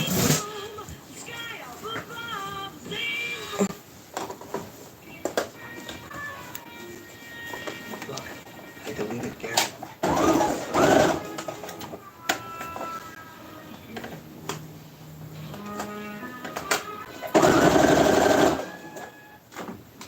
I suppose. Who do I look to style inspiration for? No one? Me, myself, and I? someone I know who are like, oh wow, they have great style. I liked Ken from the Barbie movie. It was colorful, it was fun. But Stitch Fix was not serving up the energy. It's honestly really disheartening that a company as big as Stitch Fix is so limited in their idea of what modern men's fashion looks like. I've always felt like there's this big hole in the world of fashion. Why do guys like me and Ken, guys who like color? Part of what inspired me to want to develop my own stuff and do things like the fashion show that we have coming up in April. But as for this episode, I was just stuck wondering if Stitch Fix's systems would be able to comprehend the complexity, or I guess the supposed complexity There we of my go. personal style. But my personal frustration decided that was me from the beginning. I'm out of fucking eyeballs. That Shit, discovery was so goddamn. hard Get over there. Obviously, All our right, quiz had a we'll few extra fix sizing that in a minute. questions, as well as a few more initial styling questions. Now I need to stuff you. We'll start with Squishmallow stuffing. Camouflage the Love Squishmallows. They're just a bag of stuffing with a face, and it's just perfect. I like that. Soft, I like that. I like these. fluffy. And you're checking thumbs up on so many more things. Yes. Even though the styles and This one's been washed a few times. That's why it's all like you are this. getting individual pieces that But I always wash them a couple of times.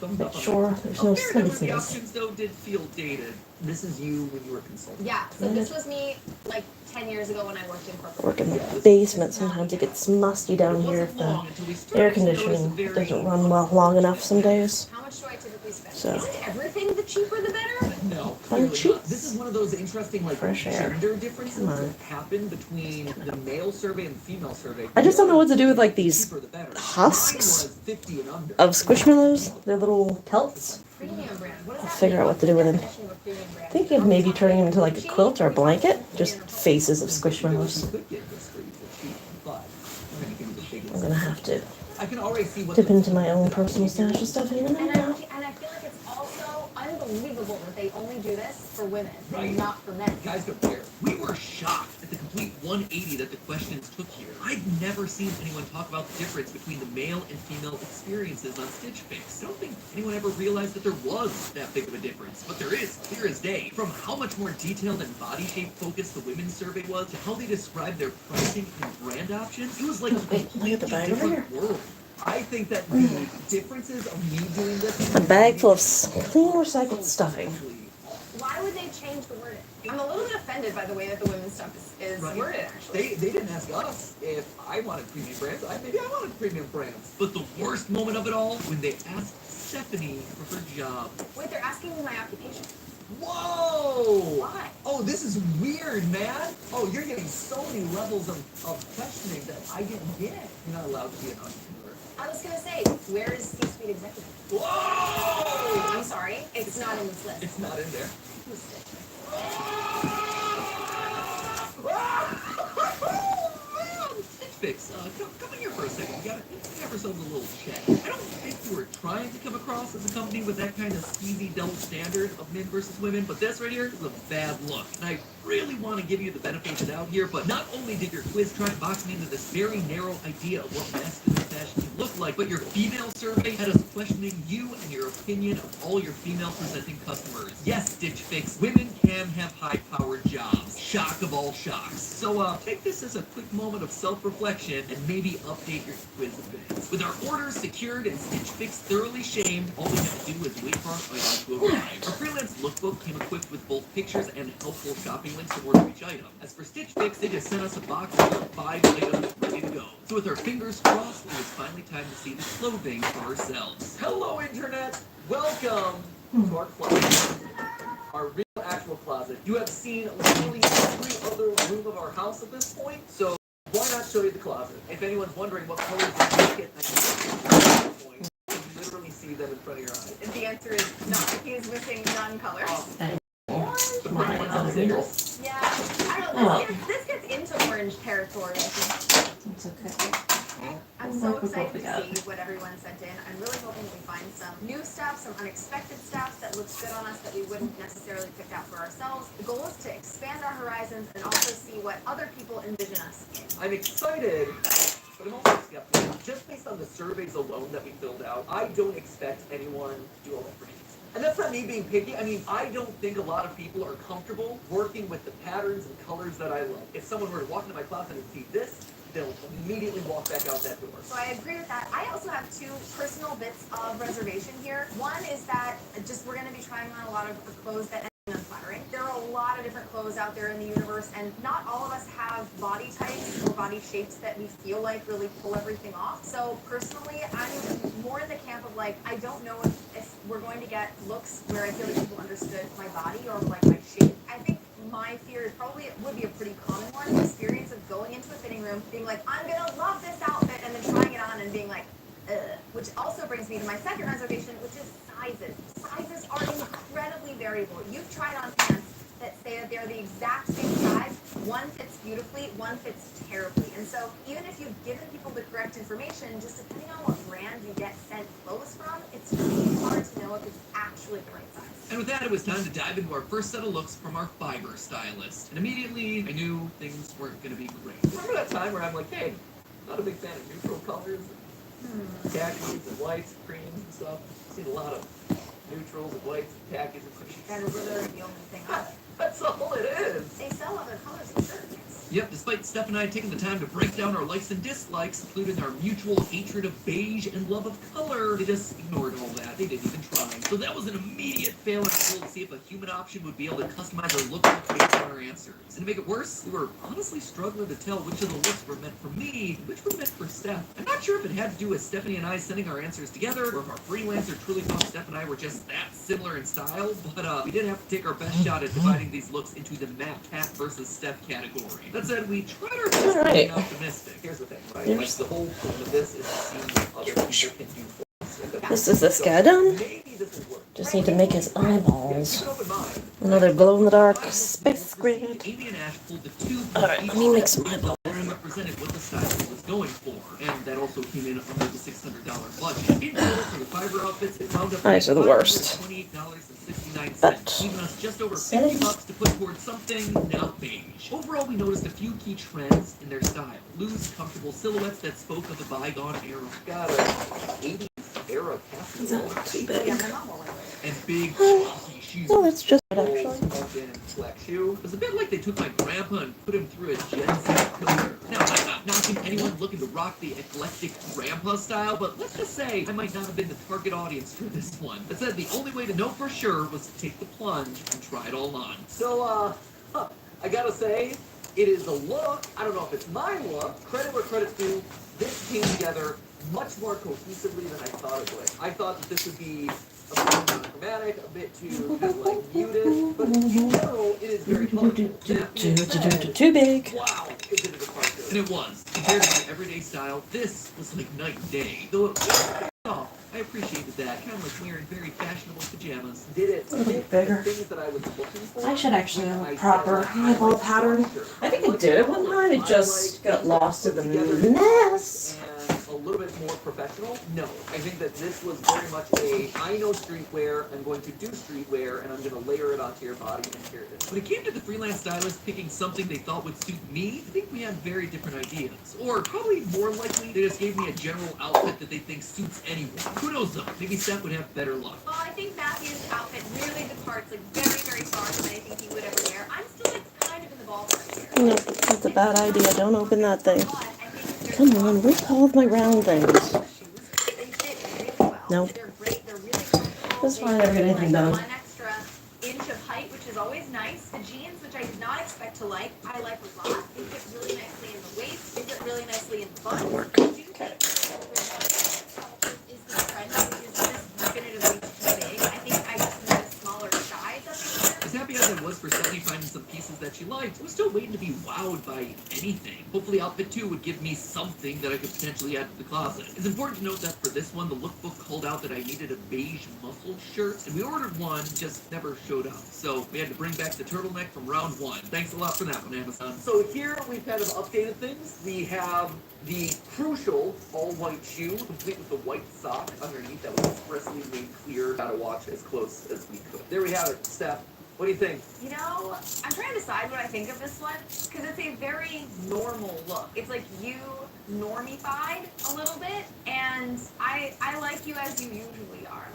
Steffi moments aside, I did feel a bit like I was playing dress up back in my old theater days. I see this look, and I immediately think I'm living in San Francisco, heading into like my tech clients. It's a little bit chilly, and I'm walking my tiny dog because I think it gives me personality. Once again, I could see the vision that our Fiverr stylist was going for, just wasn't me. That's my take on this one. It is a complete outfit. I think it works as an outfit, but again... Is there cocaine inside? Unfortunately, no. But while I was busy They don't let me play with any of the fun stuff. So I like this sweater a lot. This is Kinda makes my job a little boring.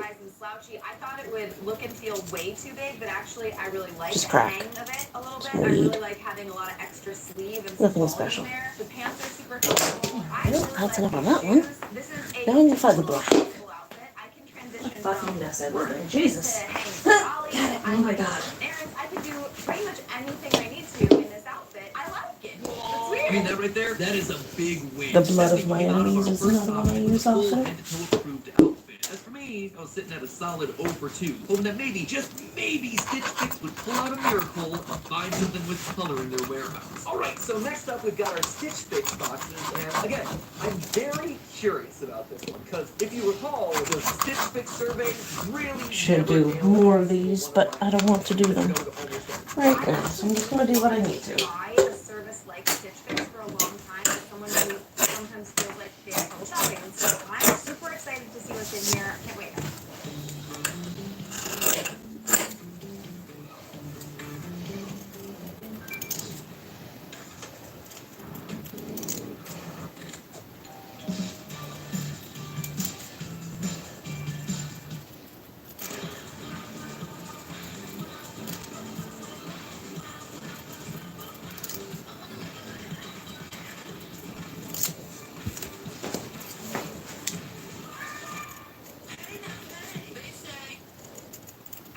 Between the two of us, we received a total of 10 items, 5 each. Except, unlike Fiverr, the outfits weren't really complete on their own. While Stitch Fix did include a lookbook, we were expected to have some of the ancillary items to fill out the outfits on hand, which is fine, but with Stitch Fix coming in at a whopping $731, and that's with the wave styling boxes and only 2 items, it wasn't looking great. For comparison, with our Fiverr outfits, we were able to get 16 items. 16! No, unlike Stephanie's quiz, I don't think... Isn't everything the cheaper the better? But that does mean Stitch Fix is sending us some pretty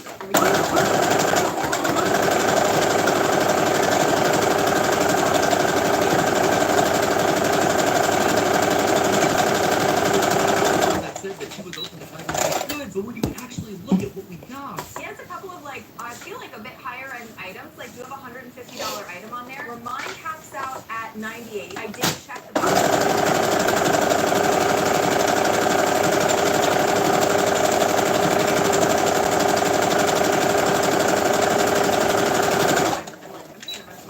Over $200 with the discount and the discount buy it.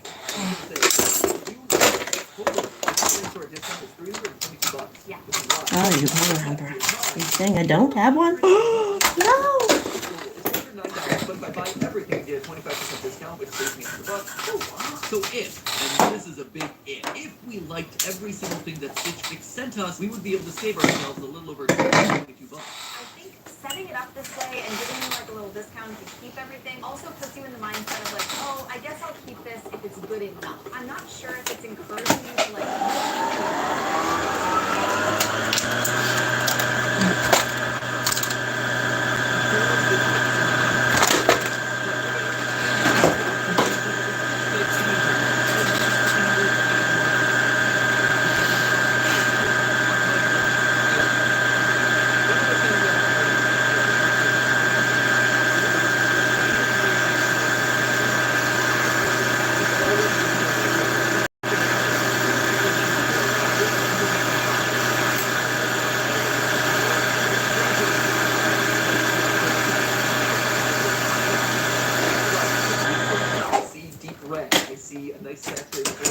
Not a bad start, more color than appeared on the surface. It also gives me a little note here. It says, "Hello, Matthew. Happy New Year and welcome to your very first fix. I'm excited to get you started on this styling journey. I noticed in your profile you mentioned that you like brightly colored outerwear, and I thought that this was a fun addition. The splash of burnt orange hues adds a nice flair for each look. The high quality design that's sure to keep you comfortable during the Raleigh winters. Wow, That's pretty cool. That's so personal. Yeah. That's great. I like that. I recommend layering this jacket over the even-tied hoodie and MBW jeans. Top of those off with your favorite sneaker. Can't wait to hear your feedback. Cheers, Catherine." That's awesome. Way to go, Stitch Fix. That's really cool. And I have That's a completely different and also personalized message from my stylist, Amanda. Stephanie's stylist also appeared to have gotten the color memo and opted for more of a mix and match category.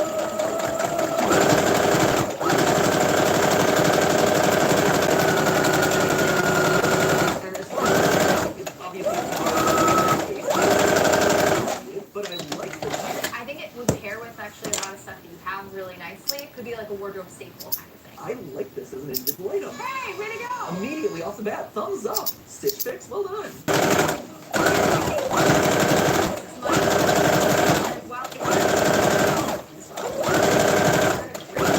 I'm not actually like I love a really nice burst of color and a bold pattern, but this is giving me like a little bit more grandma's potpourri than like fresh, cool, modern pattern. But of course, I'm gonna try it out. Cue the final outfits montage. Alright, so here we are with the Stitch Fix outfits now. This is outfit number 1. This is the one that was specifically outlined by Catherine, my personal stylist, for recommendation. And I gotta admit, I like this a lot. The colors work really well. It feels like me. The pants are actually incredible. Across the board, this is not something that I myself would have picked out for me. But I gotta say, I think all these pieces work together. This feels cohesive. I like it. I can see myself wearing this. I gotta say, Catherine, whether or not you're a real human or just an AI living in the Stitch Fix mainframe, you understood the assignment. You were able to take the pieces of my personal style that worked, the color and the structure, but give me something new, something out of my comfort zone, something that I might actually want to wear again. Outfit number 2 for Stitch Fix, just to call out what is theirs. It was the sweater plus the lavender button. In their style cards, they recommended partnering it with the and then added just like a belt on the bottom. This episode has gone from, hey, we're trying on Stylist, to, hey, instead, we're just going to take a walk through the multiverse and what had happened if we had chosen different career paths. This is from the 5 minutes that actually existed in Matthew's life when he turned to me one day, really disillusioned with theater. We're like super poor. We're living in New York, and he's like, you know what? This theater thing, for the birds. Instead, I think I can teach. I can become a professor at like a high-end university. This is what you would look like if you had picked that path. This is Professor Pat. These pants, these like nice dress slacks, they're from Dick's Sporting Goods. I got these as my outfit to go golfing last year for the PGA Tour. In doing so, I found literally the nicest, most comfortable, best fitting pair of like black dress slacks I've ever had. Next time that you're looking for a nice dress slack, I highly recommend Dick's Sporting Goods. Shock of all shocks, that is not sponsored. But while I was busy having myself a grand old time, finally being seen by the fashion gods, Stephanie was having a bit of a different experience. I'm not quite sure how I'm feeling about this, how this look is looking for me. So while Matthew had his stylist actually recommend these pieces together, I just had the pieces and I didn't have any specific outfit recommendations. And what I found actually when looking at the styling cards is that I didn't have a lot of the other pieces that you're supposed to pair things with. From the Stitch Fix box, the only things that are actually on my body are the pants and the shoes. Once again, Steph was feeling the Stitch Fix fatigue that had been haunting her this entire episode. I don't want to jump to any conclusions here, but I also think that stereotypically, men need a little bit more help with styling and they need it to be a little bit more prescriptive, and that's what you got. Whereas for me, I got some pieces and then they were like, well, if you want the whole outfit, you can spend more money. You're getting like the Stitch Fix DLC. Exactly. It feels like I have to microtransact. Except it's not microtransactions. Those are like $50 a piece to buy the other things that you want to get. Macro transactions. Yeah, macro transactions. Stephanie's stylist really approached her box in a very different way than my stylist did. Instead of easy to follow detailed instructions like I got, Stephanie was expected to have some higher level of styling prowess and a more developed wardrobe to pull from. It feels like there's a little bit of a discrepancy there, and it could be totally accidental, so I really don't want to call anybody out here. I just think that I didn't have the other pieces that I was supposed to wear with this. Even though the writing was on the wall for Stitch Fix, we had to see it through to the end. Okay, let's talk about the stuff that's actually from the box. The shoes, I really like the shoes. They're very comfortable. The pants, I'm a little bit confused about the pants. I don't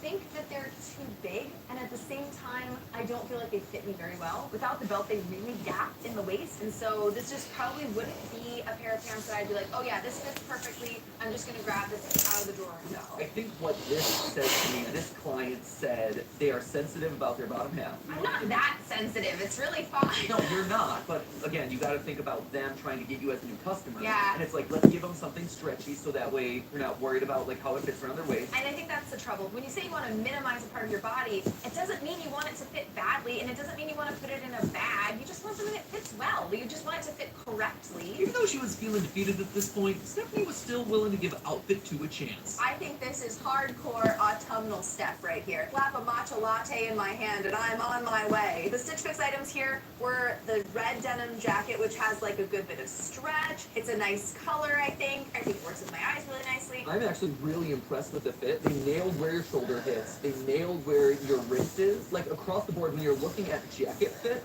this is almost as precise of a jacket fit as you can get, which I'm shocked about. Jacket guys always appreciate a good jacket. Underneath is also from Stitch Fix. This was in the box. box. I like this short mock neck here. It doesn't cut off my neck. I like this color of green a lot. The jeans are mine, the belt is mine, and then again, these are the same shoes from the last outfit. I think these work well as a, as a cohesive unit. This is not hard to put together. This is a little bit of a different universe, Stephanie, but she's fine. What a ringing endorsement that. So, how did we go? Well, from the beginning, we were looking to see which affordable online styling service would give us the best results. The 100% human or the one with the algorithmic advantage. We needed to be able to elevate our style while still being able to bring in our personal preferences and not go over the $600 budget. And I can confidently say they both failed. Now, hear me out, both services had moments of success. For Stephanie, the Fiverr stylist really seemed to understand her love of comfort and cute but casual silhouettes. Both outfits kind of fit her personal style, even if some of the actual fits of the garments were a bit off. Heck, out of both of us, she was the only one to find a full head-to-toe new outfit that she loved, even if I was left feeling a bit more like a reject from a K-pop band. I didn't hate the pieces, but I certainly wouldn't be reaching for them the next time I got dressed. However, a huge point in its favor, it did come in under the budget. With that extra $50, who knows? Maybe I could go buy some clothing dye from Michael's and give these a bit of color myself. All in all, I'd probably give the Fiverr stylist a 3 out of 5 stars. Well, we found someone whose style we admired, we probably would have had better results if we shopped around a bit more and found someone whose style truly matched our own a bit more closely. Like one who didn't view the world through beige-colored glasses. And then there was Stitch Fix. Honestly, if you told me at the start of this episode that we were going to be pulling back the curtain on Stitch Fix's double standard practices, I wouldn't have believed you, but it's there in the footage. A fundamentally different and fairly negative skewing look at women in their survey. Now, while I may have been underwhelmed by their initial offerings, they really did seem to take my quiz answers into account and give me items that fit me. I likely would have never tried any of the items that they sent in that box if I found them in the store, but they really worked for me once I gave them a chance. At the same time, they gave Steph one of the least satisfying experiences she's had on this channel. She had to witness me in 1,000 layers of nail polish. Clearly, even with the algorithm giving them so much data to work with, there are still some kinks to work out in that system. I was rooting for you, Stitch Fix, I really was. But since we're not satisfied with every item we got, we can't count their discounted pricing towards the total budget. Meaning that in the end, Stitch Fix went over the budget by $131. Can't really be counting that one as a win. So with 2 failures under our belt, I'm determined to make our next round a success. Trying to find if the secret to learning better style is doing it face to face. I refuse to end my time here on Style Theory without hitting the one goal that I've had since the start of this channel. Learn how to take my style to the next level and show all of you loyal style theorists that fashion is for everyone. So the next time we're kicking the budget to the curb, my friends, we are opening up our home to get up close and personal with our 2 professional stylists. You better get ready because I only have 2 episodes left hosting the channel. Theorists, I plan to go out with a bang that just might break the bank. Until then, my friends, remember, it's just a theory. A style theory. Keep looking sharp. Speaking of optimizing parts of our everyday lives, I want to take the time to thank the sponsor of today's episode, Opera. Opera is a state-of-the-art browser that takes browsing the internet from a den of distraction into a world of productivity. I'm not gonna lie, most of my time spent online these days is spent researching for upcoming episodes. And that means one thing, tabs, and more tabs. Before using Opera, I was drowning in tabs with every episode. You try to find the tab that you need, impossible mode. But with Opera's intuitive Take this system, long. tab Really? management becomes so easy. It's basically a relaxing vacation in your very own browser. Opera automatically groups tabs based on content, so I don't have to lift a finger. Plus, you don't have to worry about all those annoying pop-up ads since Opera has a full built-in ad blocker. With one click, you'll be enjoying ad-free browsing, no extension necessary. Truly, it's genius. And if I need to save a key piece of evidence or grab a quick screenshot for our editors, Opera is once again taking the work out of my workflow. With their built-in snapshot feature, I can create, edit, and share a screenshot without having to go back and crop out all my tabs and personal information later. And best of all, Opera does all of this while saving your device's battery life. Its battery saver mode can help your battery charge last up to an hour longer, and they do all of this for absolutely free. Yet all of those amazing features come at the low cost of FREE free. And you can get started on your better browser journey today by clicking the link at the top of the description. Thanks again to Opera for sponsoring this episode. I'll see you again in 2 weeks. Ow. 2 more episodes to go.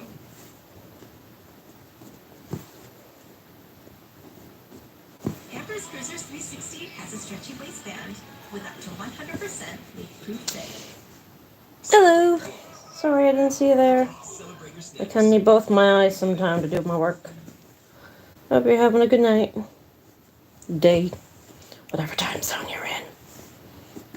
No more days. This is my final episode of Style Theory. So it's either Alright. now or go home and She's done. Let's see how big she is. chance to take myself to no budgets. This time, it's live and in person.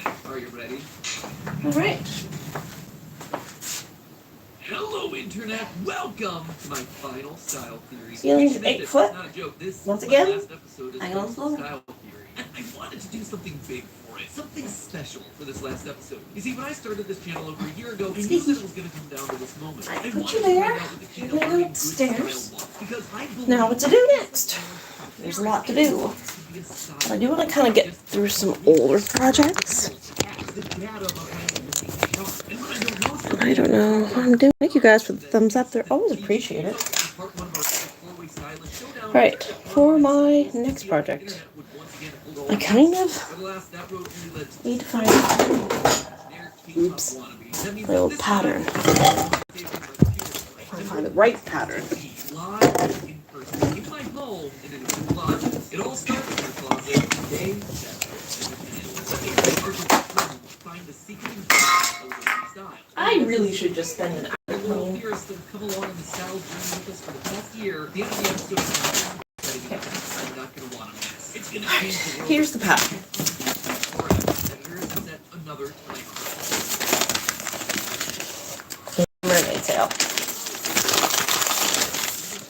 Needs a little bit of altering. But we're gonna make some mermaids. That's the idea. Nice one. Alright, so I need a victim. For this one, so you get the whole experience. But long story short, we learned a lot through the process. We didn't get all the answers that we were looking for. But we got a few good I'm making a big mermaid.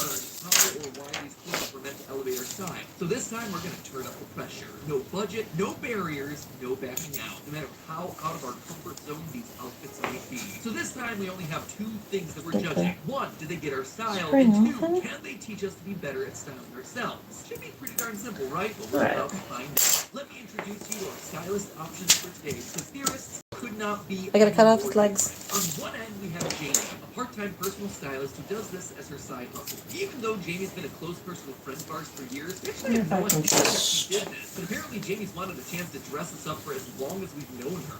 Today, she gets the chance. When she heard that we were doing this, Legs up into the body. Save the cutting note. Alright. Come on. Key to our experiment success. Since Jamie's known both of us for years, she's seen what we tend to wear on a day-to-day basis. So clearly she should have herself a pretty good leg up on our likes and dislikes, which presumably gives her an advantage, right? I guess we're about to find out. I like the being in version of each other. Yeah, I know. I like that. You're the yin and I'm the yang. Yeah, exactly. Jamie will cost us an initial fee of $150 per person for the initial consultation and look.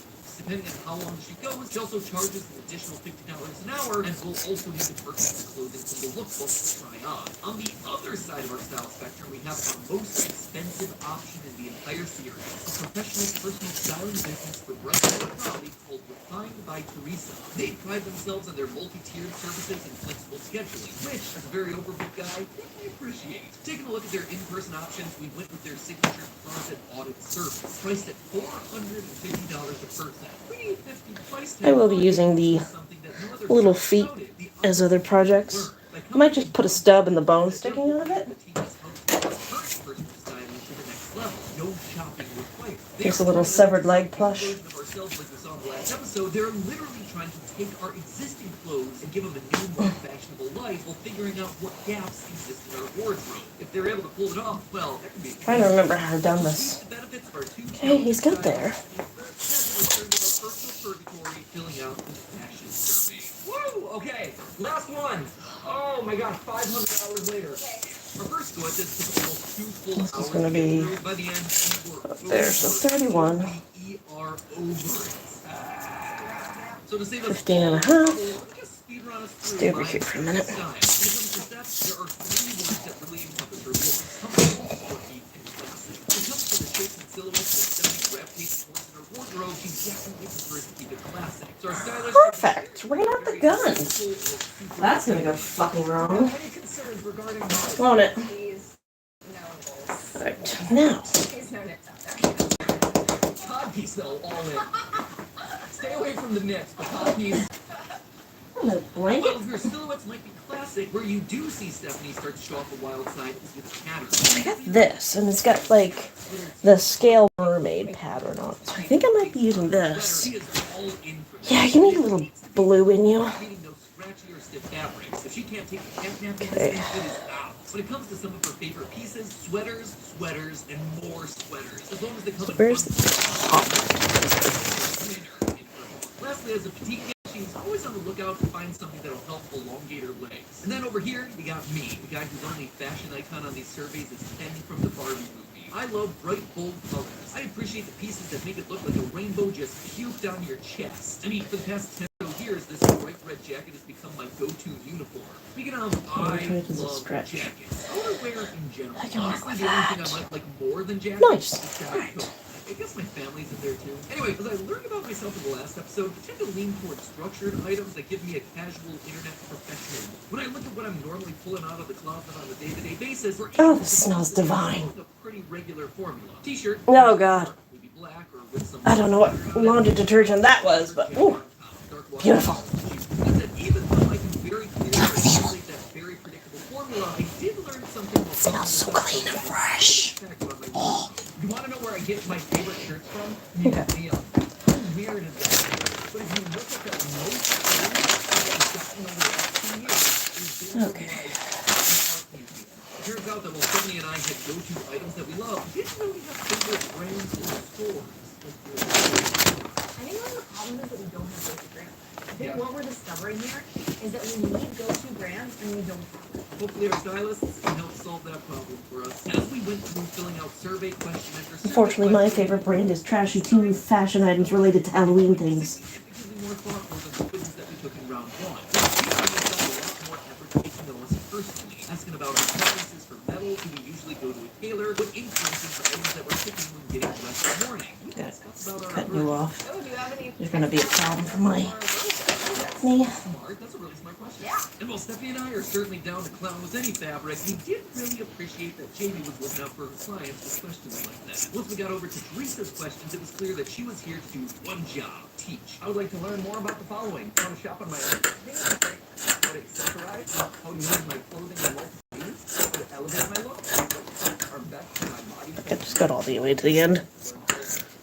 I'm not gonna lie, both at this point, we're pretty darn high. Like, if you not get and you take the time to subscribe to the channel, while it may be the end to my time hosting, it's not the end of the channel by a long shot. Style Theory ain't going anywhere, my friends, and to make sure that you never miss an upload, you should smash that subscribe button. That way you get notified every time a new video goes live. Like the one that we have coming up next week that's gonna put Amy into a bit of a hairy situation. Can she wind up saving the day? Well, it's all to answer a question that you've been asking us for months. So go ahead, subscribe. Become a part of one of the Let's see how communities big here on YouTube and prepare for all the amazing adventures that Amy has coming up in the new generation of Style Theory. But for now, it's time to return back to my closet. And as the A little sun bit goes over on more, I day think. one of our try-on shoot, we are ready to be wowed by the professionals. All right, so we are here with Teresa and Lauren, and you guys have been doing styling for how long? Well, about 10 years now. Alright. I don't think I need it down that far, so I'm gonna bring her up a little bit. But they have a wealth of experience, certainly way more than we have, and we are so excited and a little bit nervous to have you guys here in our closet. We'll be gentle. To that, Teresa. So how do you go about bridging that gap of these strangers to like hey, Well, it depends on what surface you're interested in. Mainly on what you are doing. So with that, it's just getting to know someone's style, how they're wearing things now, their lifestyle, and how we can see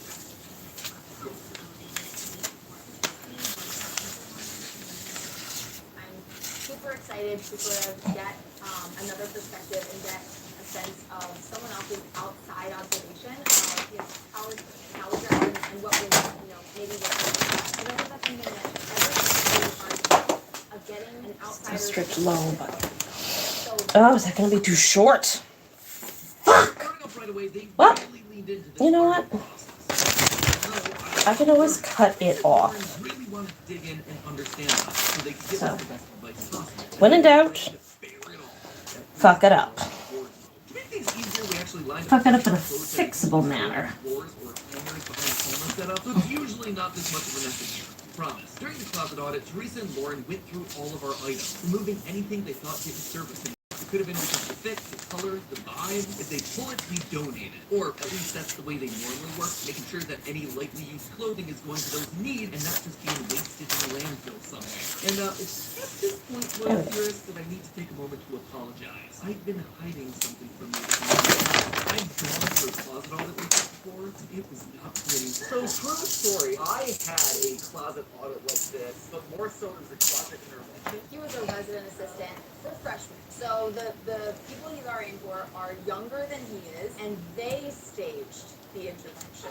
There was one pair of shorts and 2 t-shirts left. I was gonna say, yeah. That was it. It was terrible, Yeah. and it sucked. But I felt so much better and more confident on the other end about understanding my style and what was and wasn't working. When I'm walking here we around go. with a bunch of Don't think I need a liner, but we're gonna find out in a minute. pants that Ooh, don't fuck up. Not one, but 8. a lot of those area in my teenage Matcha, like, wow, this is making me look great. And then literally everyone around me is like, wow, that guy looks like a weirdo. And one thing that in the last couple of days of filming, since we found out the survey, we get into this uncanny valley. We feel this in this little space right now. That's kind of the thing, like, personal style is you don't have to buy into the trend. Over there. I find a lot that people who are constantly chasing the next new trend are always going to look dated. When you look back at pictures, you're like, oh my gosh, what was I thinking? Because you were wearing everything that was popular at one time instead of really You need to sit over here for a minute. That really feels like you Severed legs. We knew a lot better about the purge that was about to occur. We were ready to dive in. Let's kick off the closet audit. First impressions, I'd love to get your take. I would say organization-wise, 10 out of 10. Hey!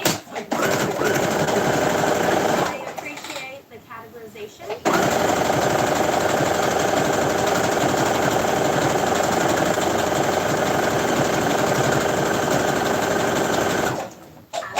I think it's Gain. I think I was using Gain when I washed this blanket, and just everything smells like Gain. It's lovely. By occasion, by style, and then by color.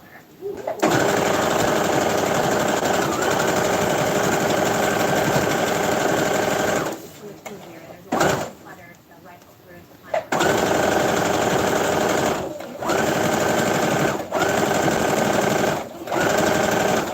like zero in on things, and there can be some crossover, and that's totally fine. We were speaking our language. Go to the Excel sheet and we'd be in.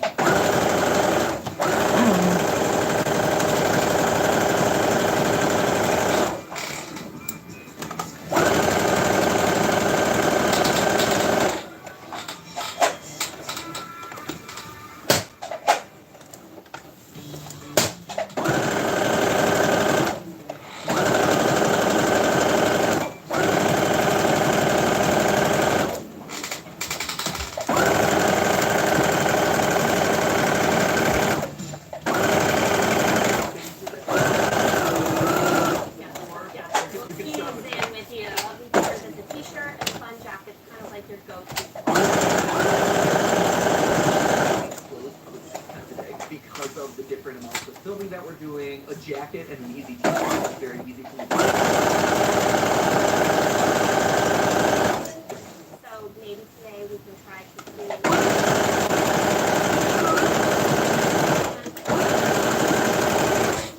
style these things a little differently. For example, like this. Yeah. I know that I got from the Kibbe district in Japan. I love it, but yeah, like actually wearing in a day-to-day Ooh. Oh, you slide fabric. I should put a fuck to the pins in you.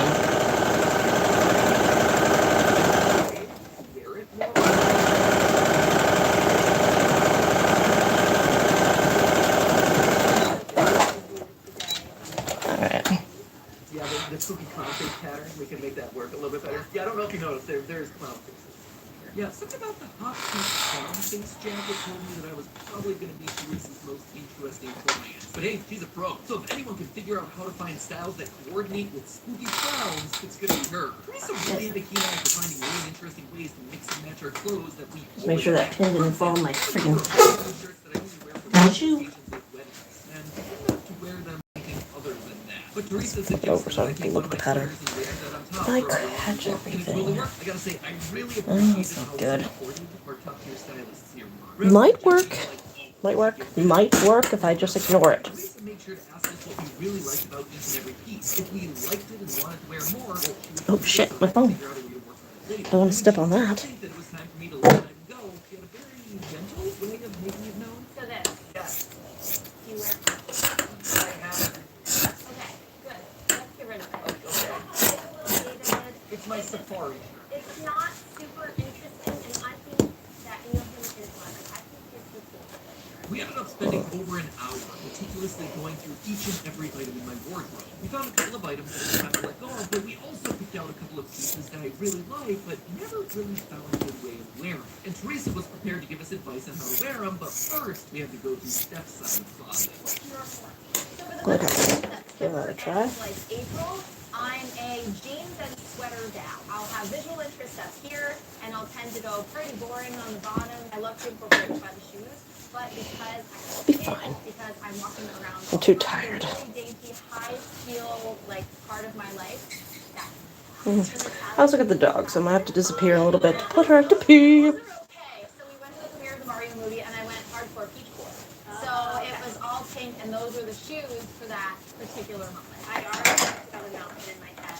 When we first got here, we were kind of playing around with the shoes. Oh, I would love an excuse to wear those again. Teresa being drawn to the pink platforms definitely gave her a couple of points in my book. She wasn't afraid of some of the wild and crazy options in the closet. In fact, she was trying her best to lean into them. Why? Because she could tell that those were the items that Stephanie and I really enjoyed. I could see the gears working in her mind as she tried to find ways to make these difficult items into new fashionable attire. And that definitely included ditching things that didn't quite suit our current era. So this was Stephanie.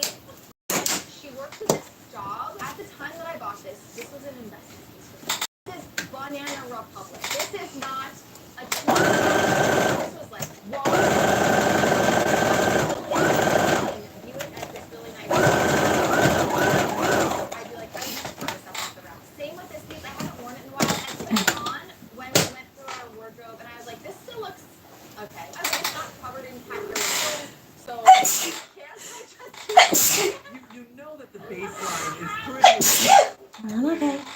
Is it covered in cat hair or pills? Also, just for the sake of everyone at home, when we say covered in pills, we're not talking about like medication. No, like the little linty pills. Teresa and Lauren took us through each of Steph's pieces, saw what worked, what we wanted to elevate, and what could get the ass. Even helped us find a lot of gaps in our wardrobe. Do you have a turtleneck? There were a few things where I was like, she had a black turtleneck. And I'm like, We can identify a gap. But one thing I know we'll never because we don't take the tag off. Clothing learning to style properly. So Teresa and Lauren combined their fashion power to give our old clothes new life. Everyone was excited to see what they had in store. Okay, I'm standing in the hot seat, and I gotta say, I love it. This is all the stuff that I already had in my closet, and only reserved for really such fresh, right? These pieces that I had no idea what to do. It already feels significantly less weight. And that right there, that was a big win. With nearly 11.3 million tons of textile waste ending up in landfills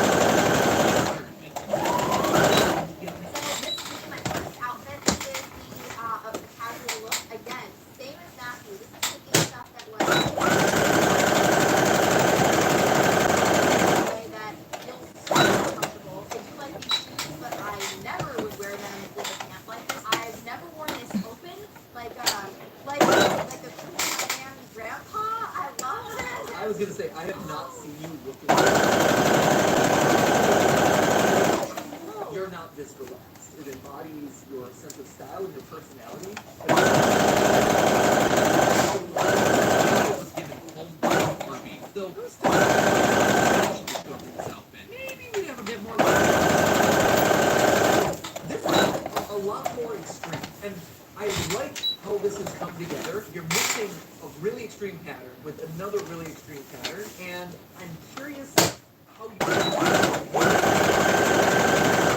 something similar.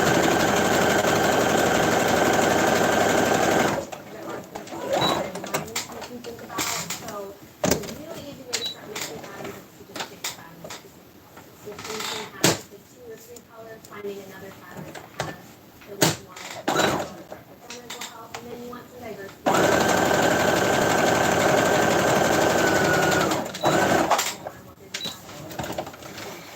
Even though we all agreed that the outfit wasn't perfect, the lesson still stood. Always liked bright colors and patterns, but whenever I tried to mix them before, it ended up less maximalist and more just maximum eyesore. But Teresa was able to set me up with a formula that I could follow, kind of like the Pythagoras of personal styling.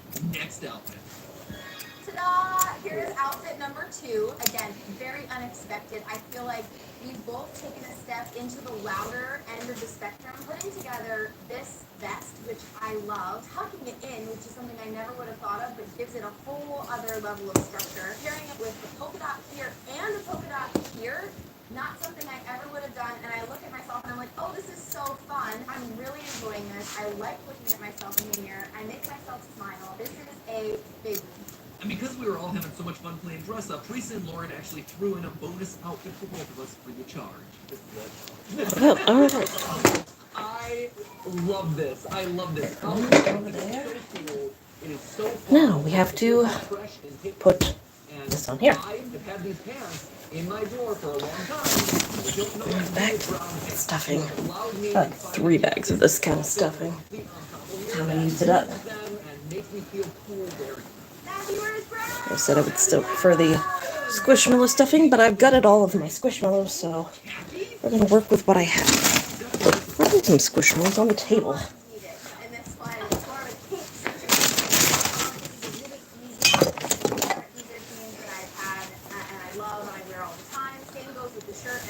This one I've had for a while and that I also really enjoy, but don't always know the right thing to pair with. And then I've gotten to break out shoes that I haven't worn in years. I love these shoes and I just haven't had a moment where I thought that they looked sophisticated enough. But actually, together, I think this all looks really nice. Sure, they have the advantage of using our own existing clothing, but each look gives new life to pieces that have been sitting around for years, waiting to be worn. Not only did they give us The problem is I'm fat. All my clothes that I like.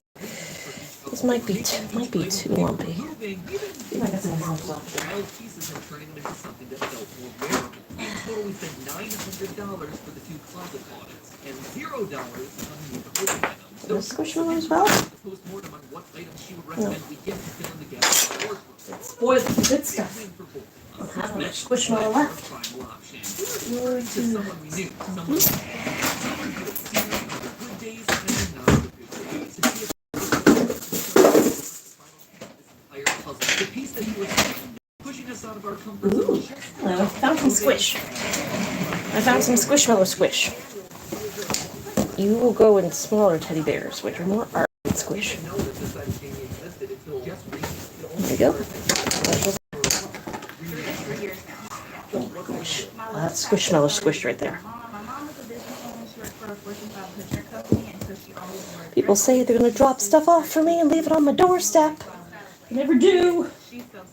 My hopes up. Like her style, I was encouraged in college to go into a career in either medicine or the allied health profession, so I kind of did that. But I always missed fashion, so I started creating OOTDs, and people started giving me compliments. My family just encouraged me to do this as a side business, and so I've been doing it for the past 3 years. I just love fashion so much, and I like helping other people find their fashion too. Over the previous week, Jamie Much softer. designed each of us a custom look.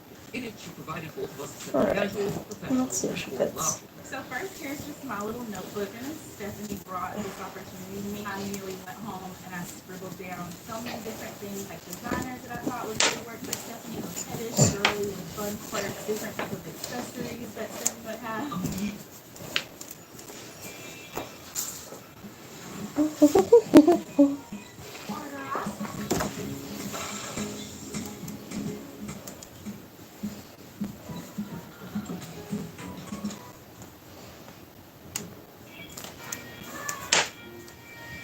Look, I deleted Garrett.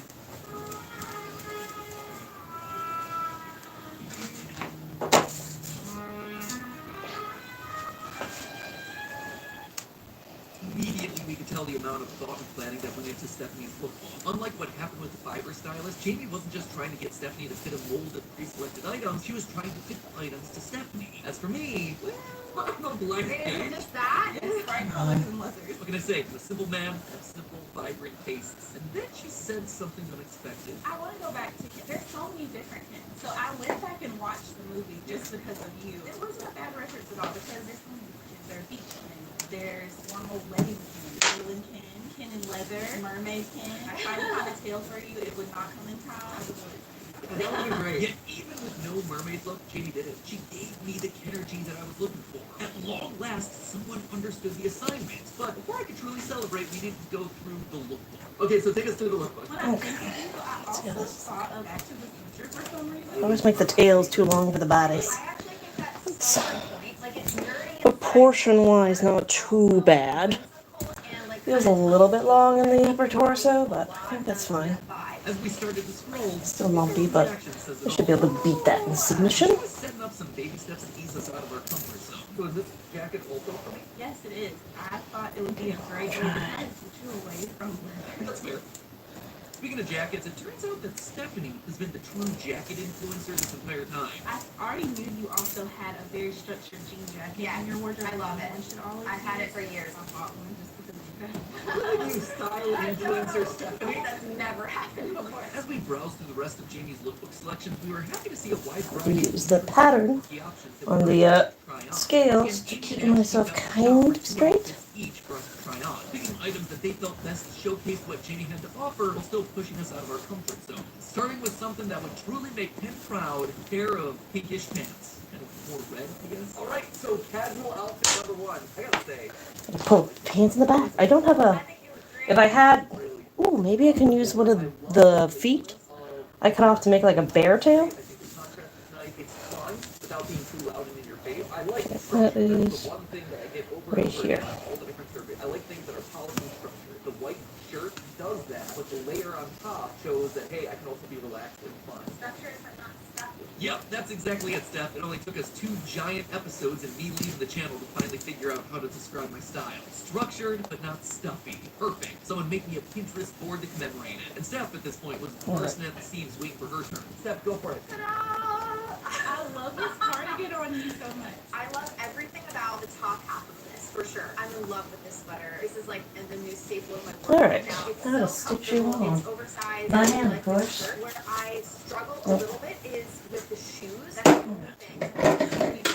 Now that you like all together, I think I would pair it maybe with your boyfriend or something. I think that would be a much better fit. But I think that this is overall so fun. I love the slouchy look with the skirt. All I think I need here is maybe a slight adjustment to the shoe, and I don't think we're there.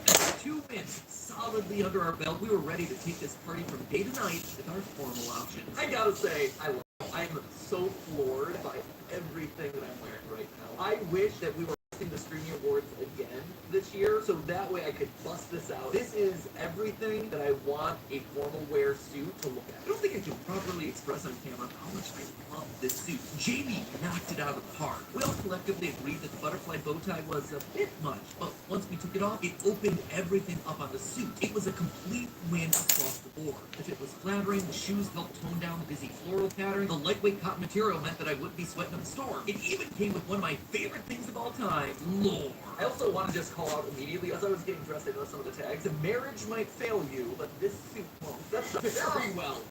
This is incredible.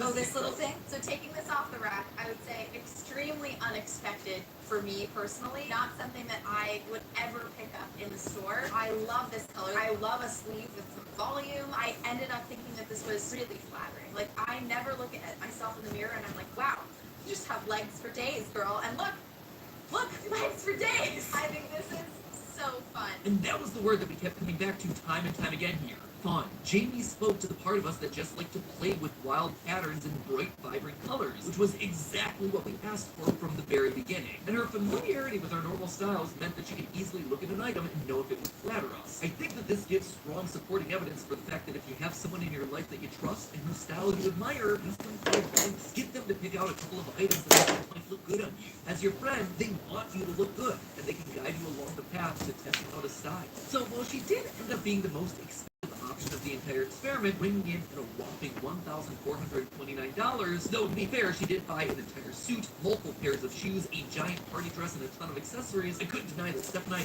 loved the way that we looked. We finally felt pushed outside the box that we've been trapped in for years. It was our style, but a new evolution to our style. Something that was slightly elevated from where we were before. You actually think about it, Steph and I fall into this weird middle area where, you know, we're parents, and as a result, there are certain expectations with being close to 40. But we do not dress like close to 40-year-olds. And that doesn't really reflect our style. I think a lot of the stuff that we were trying out at Stitch Fix was probably closer to where people our age are expected to dress. Well, I just think that people in their 30s in general are expected to be in the middle of their career. Gotta dress. So they're expected to likely be Like I want to be a goth 16-year-old.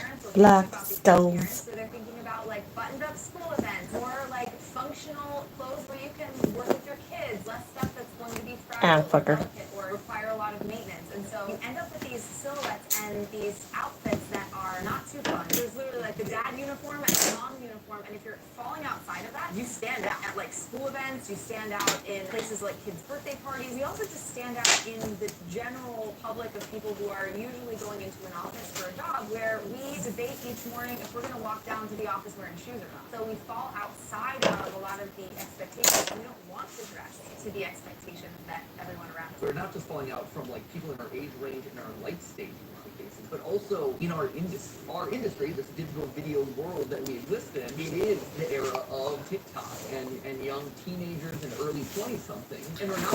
And so if we try to fit into the most fashionable, trendy things that are circulating right now, it doesn't work for us because that's just not who we are. That's just not interesting to us. I think we want to have a nice balance of like being fun and also thinking about pieces that are lasting. It's a tricky balance to strike. Taking into account our experience in the first episode with Fiverr and Stitch Fix versus our two stylists today, there is one thing that is abundantly clear. Personal interaction, that one-on-one consultation time, is the key to getting the most out of any styling service. While Jamie and Teresa were certainly on the pricier side of the spectrum up front, long-term, we're talking about a different story. By teaching you and setting you up with the skills and confidence that you need to approach your clothing in a new way, they are saving you money in the long term. Because with Stitch Fix and Fiverr, you have to keep going back to them for more and more options, spending more and more money on service fees. Clothes that, let's face it, are statistically less likely to fit your style. Then you're stuck with a pile of textiles just rotting away in your closet that you're not going to be using all that often, and now you're out a significant amount of money on top of it. It is a lose-lose across the board. So in the end, who really wins? It was me and Steph, because we've been able to go on this journey together. I'm not just talking about the style. Hey guys, how are you doing tonight? Welcome to the live stream. It doesn't get more exciting than this. I'm making a teddy bear mermaid. You're welcome to hang around and use me as background noise if you want, or if you want to hit me with a thumbs up before you mosey on out for the night. That's always appreciated too. Back then, I had no idea what this channel would look like. What wild adventures we've gone here. Over the course of this past year, I've gotten tested with underwear, open your eyes to the crimes of some of the biggest sellers in the space, even permanently tattoo a checkerboard pattern on my skin. I'm legitimately concerned that it is a permanent tattoo. That'll be a weird souvenir to take away from this channel, and that's just the tip of the iceberg. More than any of the other channels, Style Theories brought the team together in ways none of us ever expected. When you take mud baths and showers together and then film it all for content, yeah, that'll do it. Not every day you hear your analytics guy singing in the shower. Get some stitching done. I think I got it stitched down enough I can get my hands in there. Also been helpful for all of us in different ways. Ash's wardrobe, for instance, completely changed thanks to the photographers we put in. So, and they look and feel great like those changes. 5 members of the team literally threw away their old makeup thanks to the boys' makeup episode. I will never forget my sunscreen ever again. And I think I'll pay a bit more attention to our flossing habits thanks to that toothbrush episode. You know what? I'm so excited for what's to come. I may not be voicing the next generation episode, but I'm going to be watching along with that. Squishy, squishy. Just like you guys, I'm going to be there in the audience, learning and growing in my own personal style journey. Once a theorist, always a theorist. And honestly, this isn't going to be the last time that you see me either. I told you at the start of the episode that I had a huge announcement. And no, I'm not rescinding my retirement or anything like that. But the team and I have actually been working on a huge project. A huge event, creators in fashion. This is going to be a never-before-seen type of event happening here on YouTube. We're bringing the glamour of Fashion Week and runway shows to you, and we're not doing it alone. We're going to be joined by tons of your favorite creators, both on and off the runway, as we turn the spotlight on all the hard work that creators have been doing. They're designing apparel, they're building businesses and brands on par with some of the biggest names that you see in Vogue or walking in Fashion Week. And we want to give them all a moment to shine here live on the channel, on Style Theory.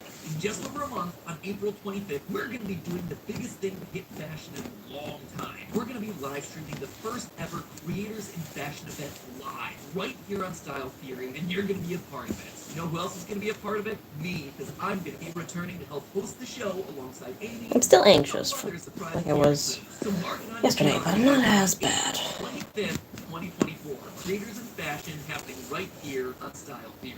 So while I might be saying goodbye today, and I won't be hanging out with you here every week, but I am confident that I'm leaving this channel in good hands. Amy has been here since the beginning. She loves this channel just as much as I do. I highly recommend that you get to know a little bit more about your new host thanks to the playlist that we put on the top shelf of the channel page to celebrate and surprise Amy. Even on my way out, I got a couple surprises up my sleeve. So good luck, Amy, and to all of you loyal style theorists, I'll see you back here on April 25th. And so for one final time, I say to you, that's just a theory. A style theory. Keep looking sharp. Remember, beauty is a science.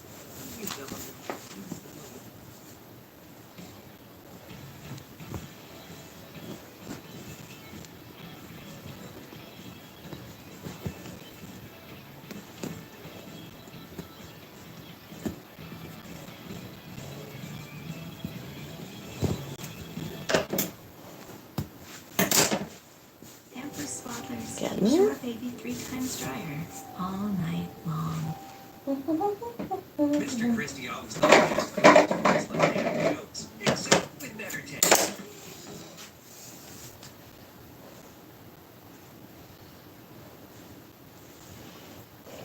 Teemu is making some big claims in his latest ad.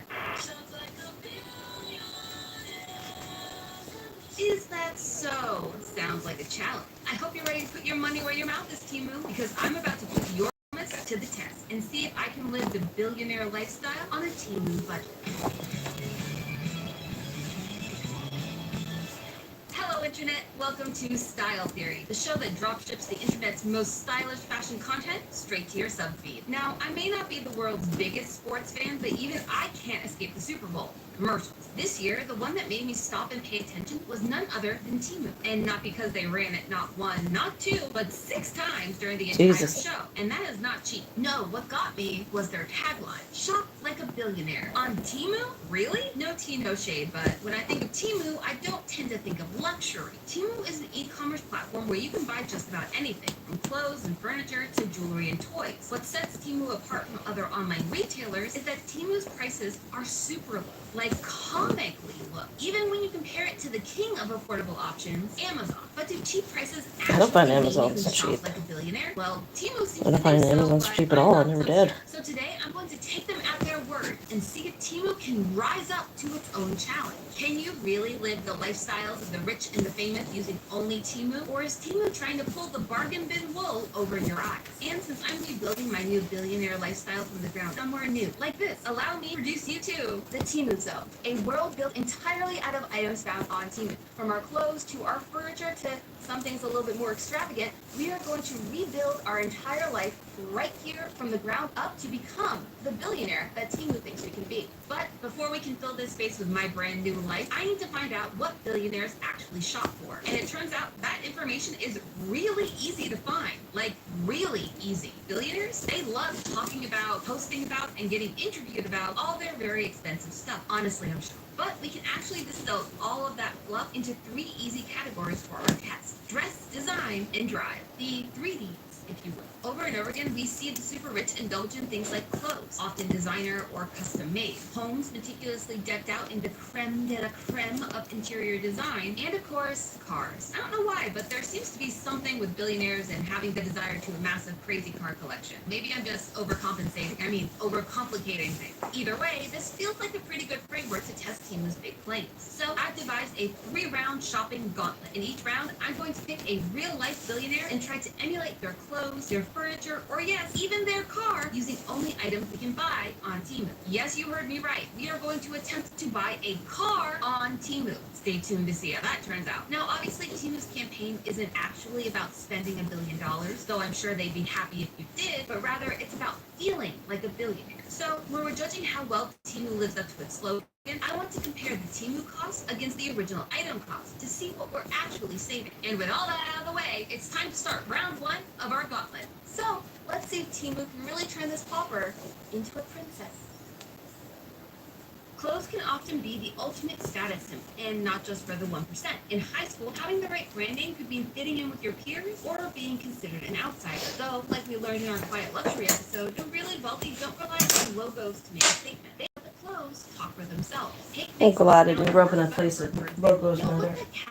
Stories did, though. It's made by Italian designer Brunello Cucinelli, and it costs $300. Still, Or maybe I did and I just wasn't paying any fucking attention. It sells a wide variety of items. The majority of Teemu's site is dedicated to clothes, shoes, and accessories. But to put it to the test, I needed to pick my first person to copy, one with a lot of style. Yes, we are once again getting Swifty here on the channel. If you didn't know, Taylor joined the Billionaires Club at the end of last year. Between her massively successful Eras tour, her re-recordings, her record-setting 4th Album of the Year Grammy, and winning Time Magazine's Person of the Year, Taylor fits the definition of a billionaire to a T. And I'm maybe going to the Eras tour again later this year. Yes, it's me. Hi, I'm the problem, it's me. But I figured, why not use this as an opportunity to find my next costume for that concert? So today, I'm going to try and emulate 2 of Taylor's most iconic looks. The first being this gold dress from the Fearless set of her Eras tour. This look features a couture mini dress from designer Roberto Cavalli, who actually designed several of Taylor's outfits on the tour. This dress alone is estimated to cost around $12,500. Add in the custom knee-high glitter boots from Christian Louboutin for a modest $5,995, and this look in total will cost us over $18,000, which is way out of my budget. And so, let's see if Teemu can save the day and give us the same look for less. And here's outfit number 1. Do you recognize it? Because this is the Fearless look from the Eras tour. Now, that is actually one of my favorite ones because it is iconic with Taylor Swift. The swivel, the gold, the lame, it's perfect until you get to the back. Now, here's the thing. When I saw this outfit, I thought it was a full outfit, but they kind of forgot to put the back in place, and so we're gonna stay here. We're not gonna move. We're not gonna go back there because that's demonetization zone, including you, camera B. I see you over here. Hey! Eyes up here. So, is this outfit a win? Well, it's a little mixed. I think that this would stand up to going to an Eras Tour concert, standing there for 3 hours, going crazy watching Taylor do her thing on the stage. I don't think the boots would. The thing about these boots is they are really poor quality. It does feel like sticking my feet into a vat of foam. And I don't know if you know what foam is. It's a bit like foam if it was wet. But here's the other thing, and it's the thing that really makes these boots a big loss for me. They smell. They smell so bad. I feel like I am getting chemical poisoning as I stand here the 5 minutes it takes me to tell you about this outfit. So, in lieu of that, we are going to jump to our second outfit to see if we can do a Grammy Award-winning look with Teemu. Okay, here we go. I can still feel the smell. Well, what we ended up with is Alright. the spirit of the original. Here's my. How did that I made? never recovered from the damage Aha! toxic boost into Oh. my lungs. That being said, we did get on Teemu. The dress only cost That's the bad finger! those awful boots were actually God, why it fucking hurts so bad! $39. So in total, our Eras Tour outfit cost $51.38. Less than a quarter of a percent of Taylor's original look. And in terms of success, Squish. I think I did have a liner in these to keep them smoother and get the bumps out, but that's what we got today. Alright. That's enough. Alright, now I need to make some clamshell bra. Now, real talk, trying to assemble this outfit on Teemu was no easy task. so much going on with this look, but a lot of it was custom made. That means we want to try and match all of this on Teemu. We are going to have to do a lot of searching. And this is going to be a problem because Teemu's search bar, not great. The main problem is that the more specific item I was trying to find, the less Teemu's search feature was able to serve me what I needed. If I needed any white dress, Teemu had me covered. But if I needed to find a specific kind of dress, like say one with a square neckline and high slit, that's where things started to fall apart. In fact, it ended up being easier to go to Google, type in what I wanted, add Teemu to the list, and then Google would tell me exactly the right item on Teemu's website. So Teemu had the right stuff. Their website just made it very difficult to find, even for an experienced online shopper like myself. But back to the outfit. The highlight was obviously the custom-made Schiaparelli showdown by designer Daniel Roseberry. Being one of a kind, finding the exact price was a little tricky by featured dress. So we can safely estimate that the bare minimum cost of the dress would be around $100,000. Taylor complimented the dress with some black opera gloves. While I couldn't find the exact price, similar pairs were around $207. She paired that with a pair of stiletto slingback sandals from Giuseppe Zanotti, costing a cool $750. She's actually worn that same pair of shoes to several other big events. We stan an outfit repeater, but the part of this outfit that got the most attention, the jewels. Taylor Swift has a long partnership with the jeweler Lorraine Schwartz. According to Schwartz, Taylor was wearing over 300 carats. I'm going to shrink a bit when I put the sewing in, but still.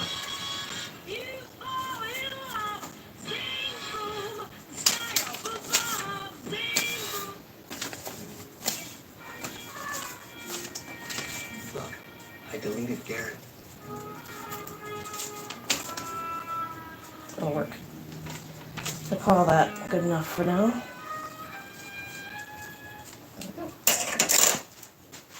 With the diamonds to this year's Grammys. Again, since most of these items were custom, finding the exact price is a little difficult. But considering that at last year's Grammys, she wore 136 carats of Schwartz jewelry that reportedly cost about $3 million, I'd estimate that this jewelry tops out at around $7 million.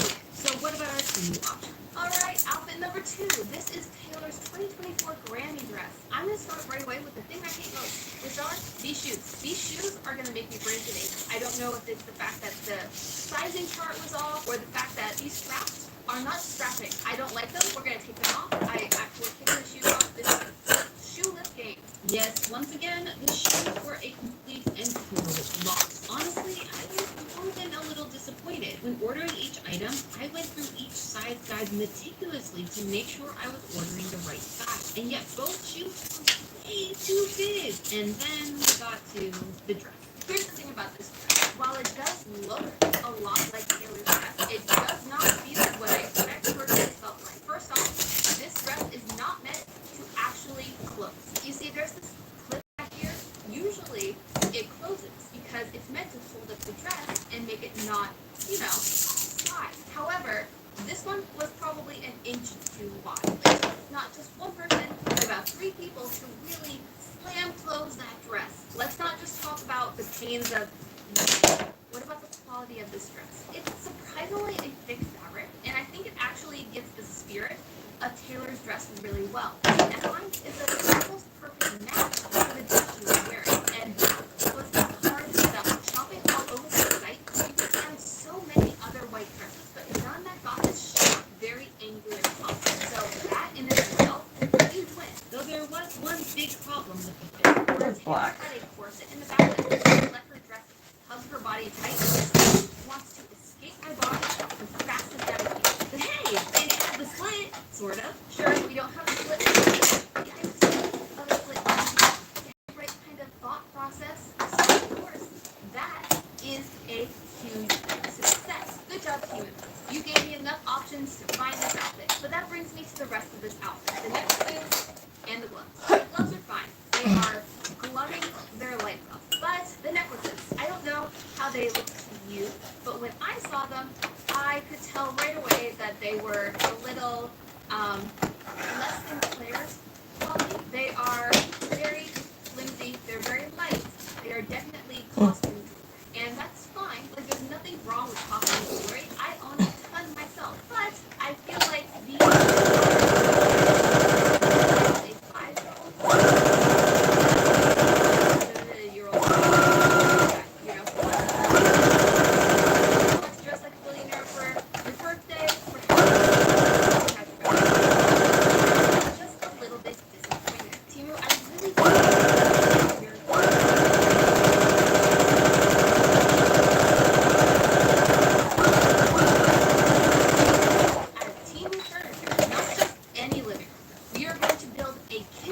Kardashian worthy.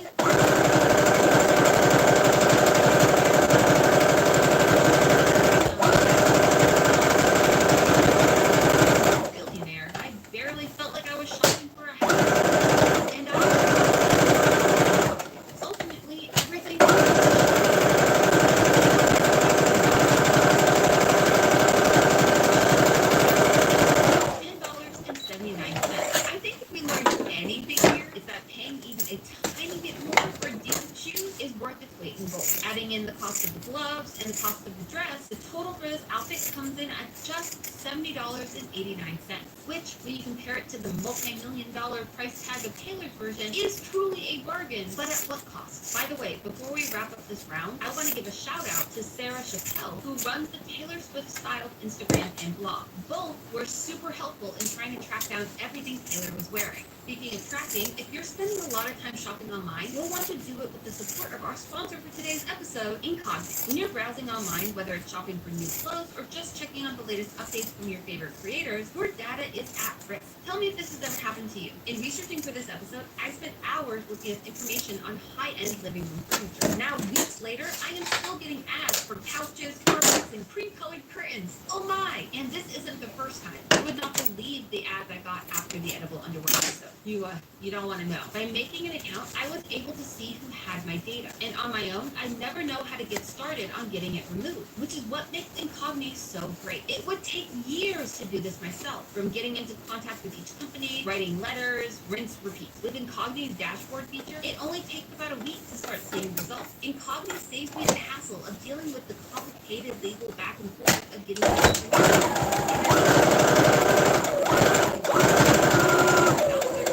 my personal information is a huge giving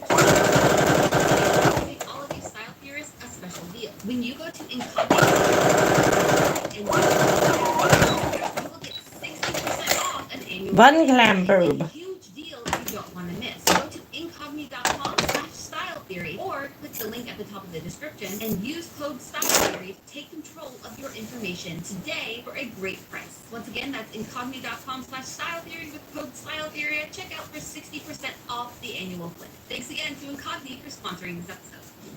Now that we've tested the clothes, it's time to move on to our next round, creating a home. Or as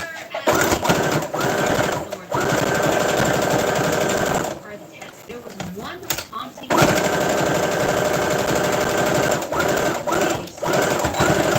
someone's young. Yeah. I feel like Norman Bates right at Hang on a second. Kerry Washington, Serena Williams, Dakota Johnson, and even Alicia Keys have all embraced that minimalist off-white interior. Maybe I shouldn't knock the beige life until I try it for myself. So, what do we need to build our own Teemu version? Kim Kardashian's sitting room is inspired by I don't know if you can even fucking see how big this guy is. And I just got off the wall the other day, so I can't put it back. Fuck! Fair set by designer Jean Laurier. Since its death in 1981, the value of Laurier's work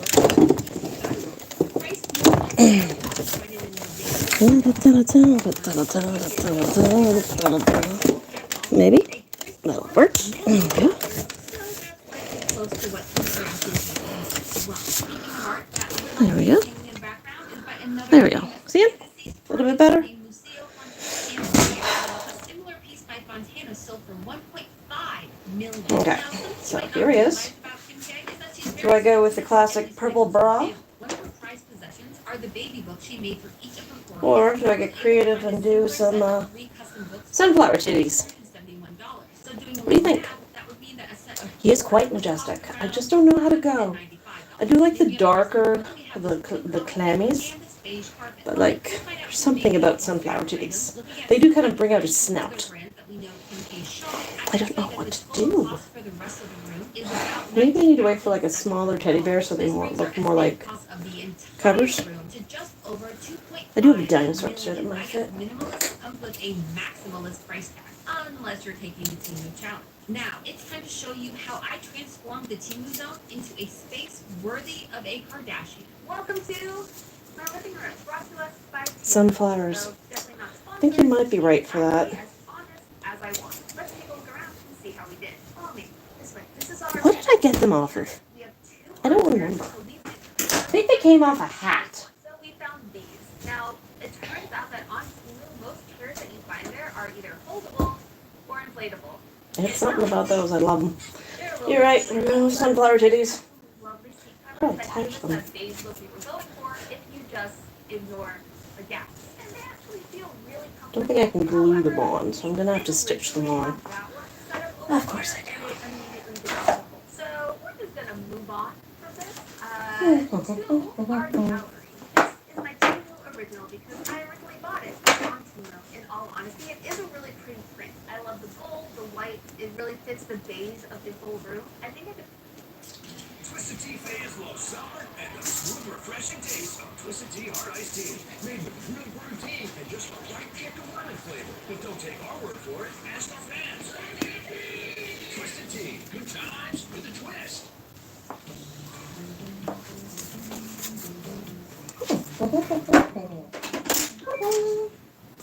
Oh.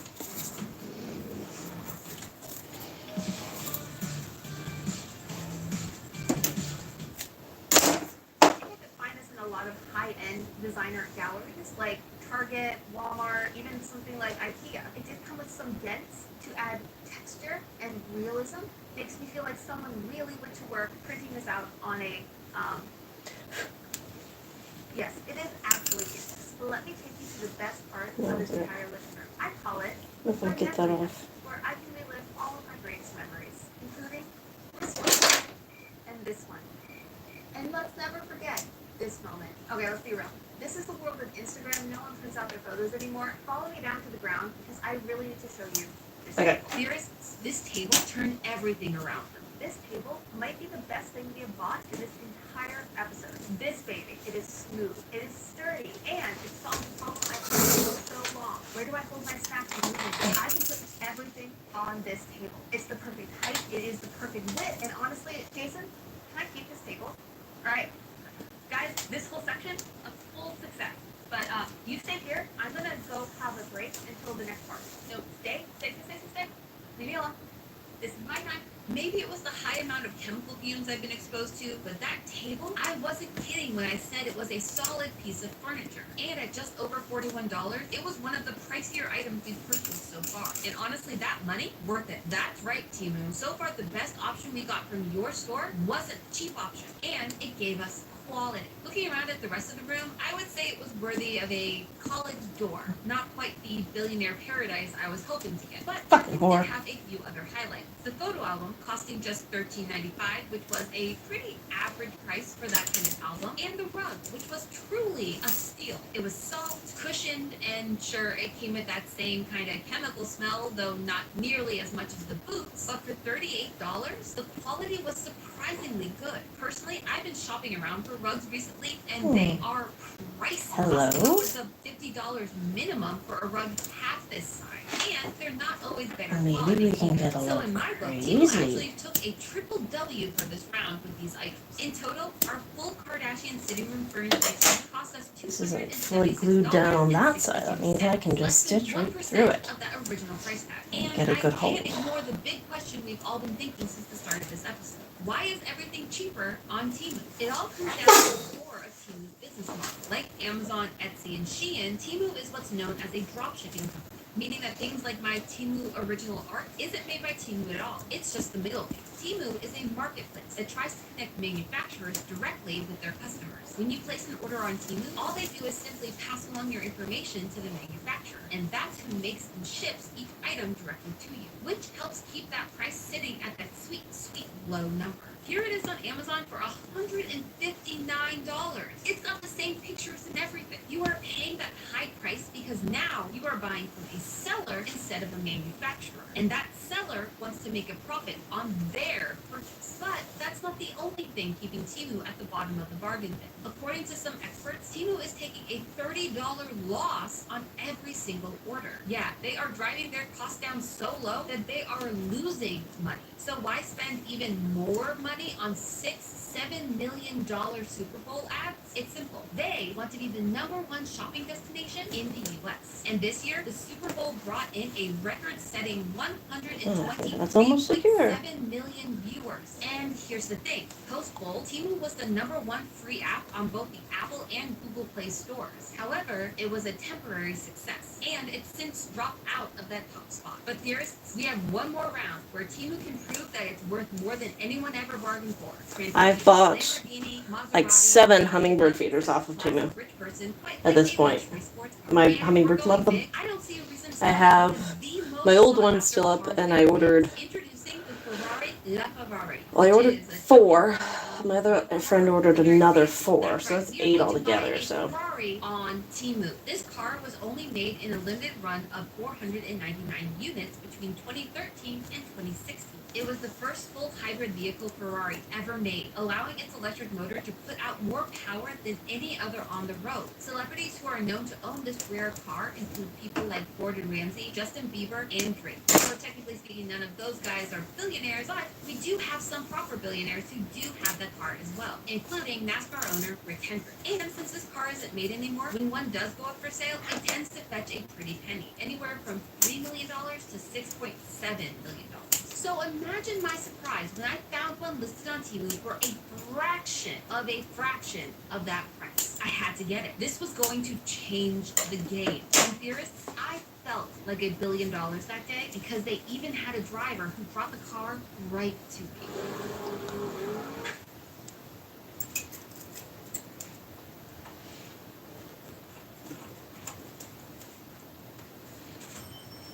I don't know what I was expecting. Okay, I have to admit something. Teemu was never going to ship me a car. It was never going to ship me a couch. In fact, it was never going to ship me anything larger than your average coffee table. And there's one big reason for that: shipping. Companies like Teemu take advantage of a loophole in our import laws known as the de minimis exemption. Now, this law does a lot. It allows imported shipments valued at less than $800 to avoid paying some import duties and be subject to less inspection by Customs and Border Protection, meaning that Teemu has to keep its goods as cheap as possible to stay under that value limit and keep them small. According to a congressional subcommittee that looked into the labor practices of these fast fashion brands, 30% of all packages that enter the U.S. using the de minimis exemption come from just 2 companies. Can you guess who they are? It's Teemu and Shein! And on top of that, almost 50% of all de minimis exemption goods come from China, where labor costs are significantly cheaper. And it gets worse, because this law, it was meant to help small businesses be able to acquire materials they need from abroad without having to deal with excessive fees and delays.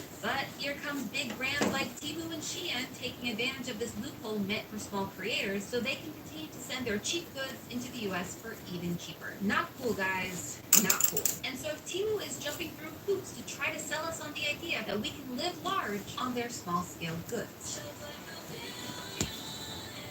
well, we have clearly proved the ad wrong. Despite finding a few great items Jason is going to have to pry from my cold, dead hands, Teemu failed each and every one of our challenges. But it turns out that Teemu, they lost long before we ever made this episode. You see, their Shop Like a Billionaire campaign was built on a premise that was inherently flawed. While we, like Teemu, tend to think of billionaires spending their money on things like fancy cars, clothes, and homes, that's not where they really spend their money. Billionaires spend the vast majority of their money making more money. According to the author of The $1 Billion Secret, people think billionaires sit on mountains of money and don't do anything but invent new ways of spending. Nothing could be further from the truth. Keeping $1 billion in cash would cost up to $135,000 in opportunity costs each and every day. Simply having all that money costs money, and the only way to offset those costs is to make more money. They do this by buying things like stocks, real estate, bonds, and other businesses. Things that help their money make money. Think Succession. And all of those things are things you can't buy on Teemu. Now, I'm not saying that the uber rich aren't spending their money on retail therapy like the rest of us, but it's about relative cost. For a billionaire, buying something like a $6 million car is the equivalent of the median American buying an iPhone. Kim Kardashian could buy a $1 million polar bear furniture set every day for the next 2 years before she stopped being a billionaire. It would take Elon Musk 575 years of daily polar bear purchases purchases to spend his entire net worth. But here's the thing. I'm not going to end this episode by just saying, wow, billionaires are so rich they can buy all the luxury goods they ever imagined and still be rich. Instead, I want to leave you with some practical advice I learned while researching for this episode. Advice that will actually make you feel like a billionaire. According to online experts, if you really want to start building wealth, the first thing you need to do is create an emergency fund. Because even if your budget and expenses are... Yeah, I think I had a liner for the tails, so this guy's a little bit more lumpy than I would have liked. What do you think? Sunflower taps. I feel like he needs something else. There's just something missing. I just don't know what. Experts recommend that you start building a 3 to 6 month emergency fund. And it can start with as little as I feel like $1 a month. maybe a necklace or something? I don't know. Ooh, I don't know. Let's see what else I can find. Money, make you some more money. No, I don't mean going to Reddit and take your advice on the best stonks. I mean putting your money into a meaningful program. Let someone who knows more about money than you make money for you. That way, you'll truly be living the billionaire lifestyle of passive income. The point is that while Teemu may save you money on small knickknacks, it's not going to make you feel or shock like a billionaire. But hey, that's just a theory, a style theory. Keep shopping smart. And hey, if you want to see some bloopers from this episode, head over to the Style Theory TikTok. Yeah, we have a TikTok now. I've been having a lot of fun over there. I don't know. He needs something else. Any suggestion? Missing out. Just saying. In fact, I'm going to go head over there right now and post it. See you there. Maybe I'll call him done. And think of something else I could put it on him.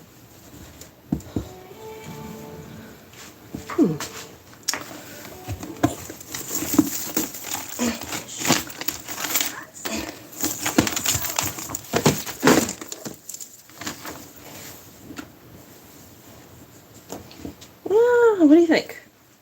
Does he need like a hula hoop or a hula toss his throat? We're going to find out today.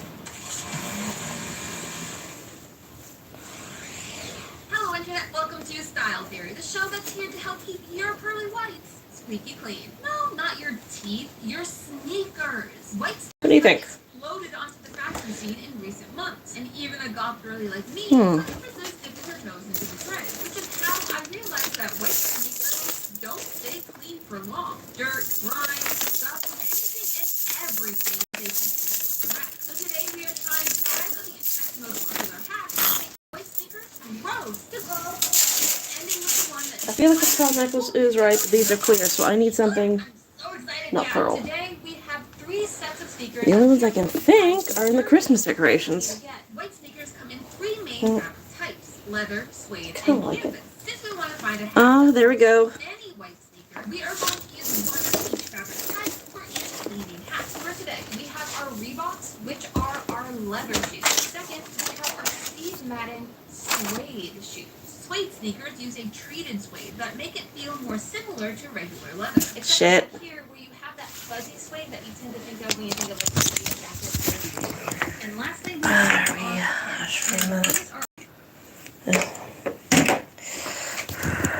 Hello? Did my live stream just cut out on me? Probably.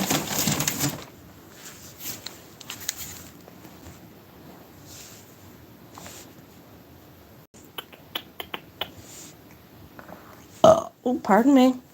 Anybody there? Someone throw something up in the chat to see if you could actually hear me, at least.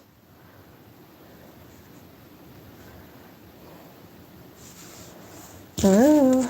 No, alright. Okay, it doesn't seem to be working, so let's try it again.